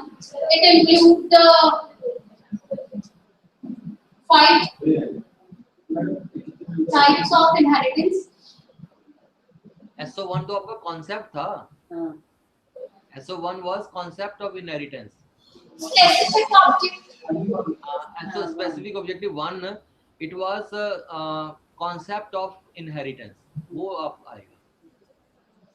Types of inheritance was SO2. Okay, sir. Yes.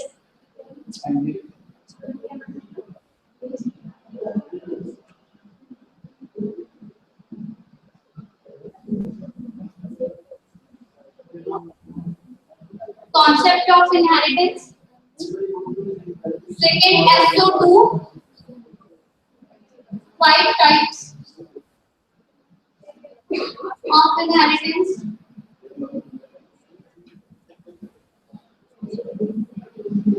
Next, SO3. How to implement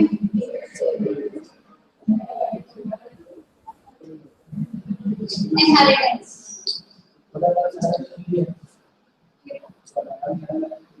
SO3 would be how to implement inheritance.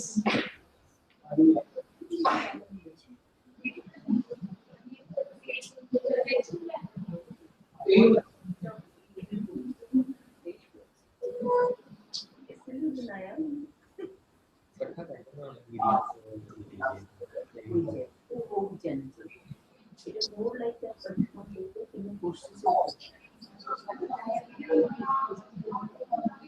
video post करना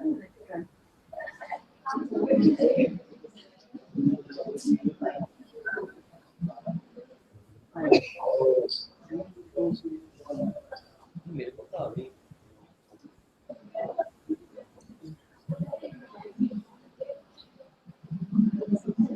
Devneet साथ साथ बोल दो.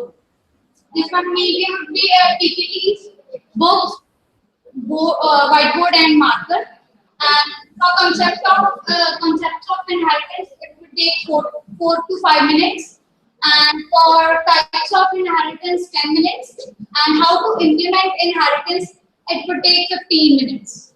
Okay. My question to you is, when you are explaining the concept or the types, or you are trying to tell them how to implement various types of inheritance in a program, what will be the role of your students? What they'll be doing? There will be simply listeners one side, interaction would be there. can you generate some of activity in your class? Yes, ma'am, because in types of, first in the concept of inheritance, they need to know, I can ask them what is inheritance basic in journal language in English. General activity. And So when while you're, fine. So while you're writing the strategy, so you can say the concept of inheritance will be explained with the help of questions or to the students. And if you're going to involve any activity, you can mention what kind of activity you can generate in a class, right? Yes, ma'am.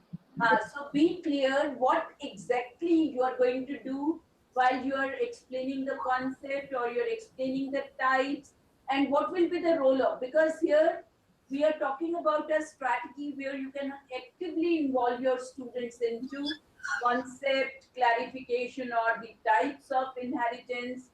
So how you can involve your students, that is more important. Yes, ma'am. You can think of what novelty you can bring to the classroom. सोच सकते हो कुछ?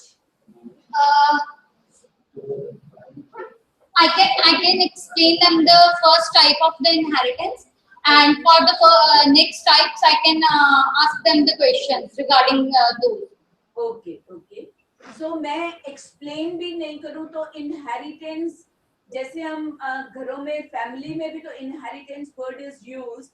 Yes. क्या इसके साथ उसका कुछ relationship है? Yes, ma'am. That we will explain me while I ask them question regarding the concept of inheritance. You can start from there and then come to the term inheritance as used in your subject, right? Yes. Okay. Then how are you going to close the lecture, your class? Closure क्या है? At the closure stage क्या करने वाले हो? I conduct a oral test. ये सब लोग oral test word क्यों use कर रहे हो? Oral discussion. यूनिवर्सिटी में एक procedure है oral test. No, ma'am. You can say that discussion. Oral test क्या होता है? When you do one-to-one testing of the student by posing them question, and then this is only oral questioning. Okay, ma'am. हाँ जी. तो क्या करोगे? Oral questioning, and I can give them assignment regarding this. कौन सी assignment देने वाले हो inheritance पे? I can give them that they should. Books है ना? Any logic where they have to find out the errors, something like that.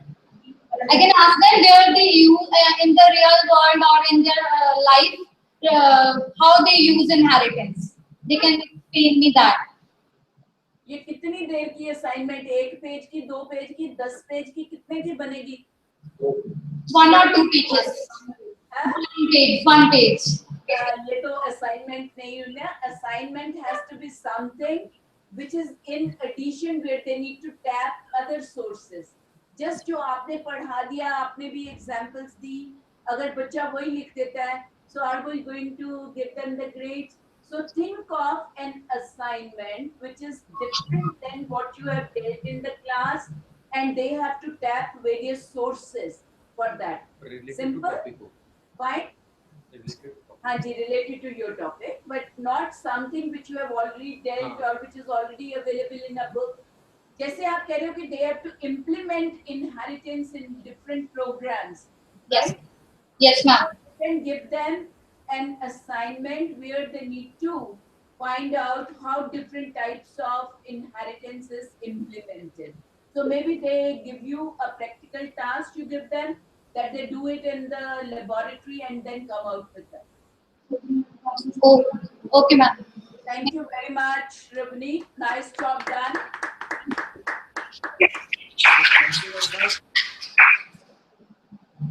तो अभी हमने 3 presentation किए हैं, तो tomorrow we will again have 3 presentation in the morning at 9:30. Thank you, ma'am. Thank you, sir. And Gurpreet ji, is it okay? Yes, ma'am. We will go as per your direction. So tomorrow what 9:30. you do is, you are now attending this whole program and you are also participating very actively. So I'll request, if your teachers have prepared the lesson plans and you have seen the feedback given by us, now you can involve these three teachers and three those who are going to present tomorrow. They can be involved in assessing the remaining lesson plans because they'll be with you. So you can have in-house half day and then you can see how they have prepared, what modifications are required in that. Right, ma'am. Right, ma'am. Anji, so any other observation you would like to bring to our notice which requires our attention? One query. Tomorrow, do we have to call somebody, any distinguished guest for the valediction? मुझे लगता है आप अपने university से ही ले लो किसी को. हाँ, वही पूछ रहा हूँ. Dean academics or कोई भी आपके anyone who you think will join us for the valediction will have valediction at 1. Okay, second half of the day. Second, नहीं, at 1 o'clock बस. 1 o'clock. Session खत्म होगा, साथ ही will enter into the valediction of the program. और आपके पास evaluation performer तो already available है ना आपके पास? Ma'am evaluation performer. Yes, ma'am. वो पुरानी मेल में है, मैं ठीक है. तो वो सारे टीचर्स जो आपके हैं उनसे भरवा लीजिएगा. Yes, ma'am. And 3-4 can be asked to give feedback during the valedictory session. Right. And आप जो आपके चीफ गेस्ट होंगे उनसे कुछ we'll ask him to address the gathering, and अगर Dr. Punya will be with us, then we'll request him to deliver the valedictory. Right, ma'am. Right, ma'am. Thank you so much. Thank you, ma'am. Thank you for the wonderful session. And today it was, our young teachers. We wanted to project a senior also, but I thought of myself I should project the young teachers so that they can learn this specific technique. I think they have done commendable job because first initiative they have taken up and then they are doing wonderfully good job. So I think keep it up, and we know that under your leadership they'll do wonders. And thank you, ma'am. Thank you. We'll see you tomorrow. Okay.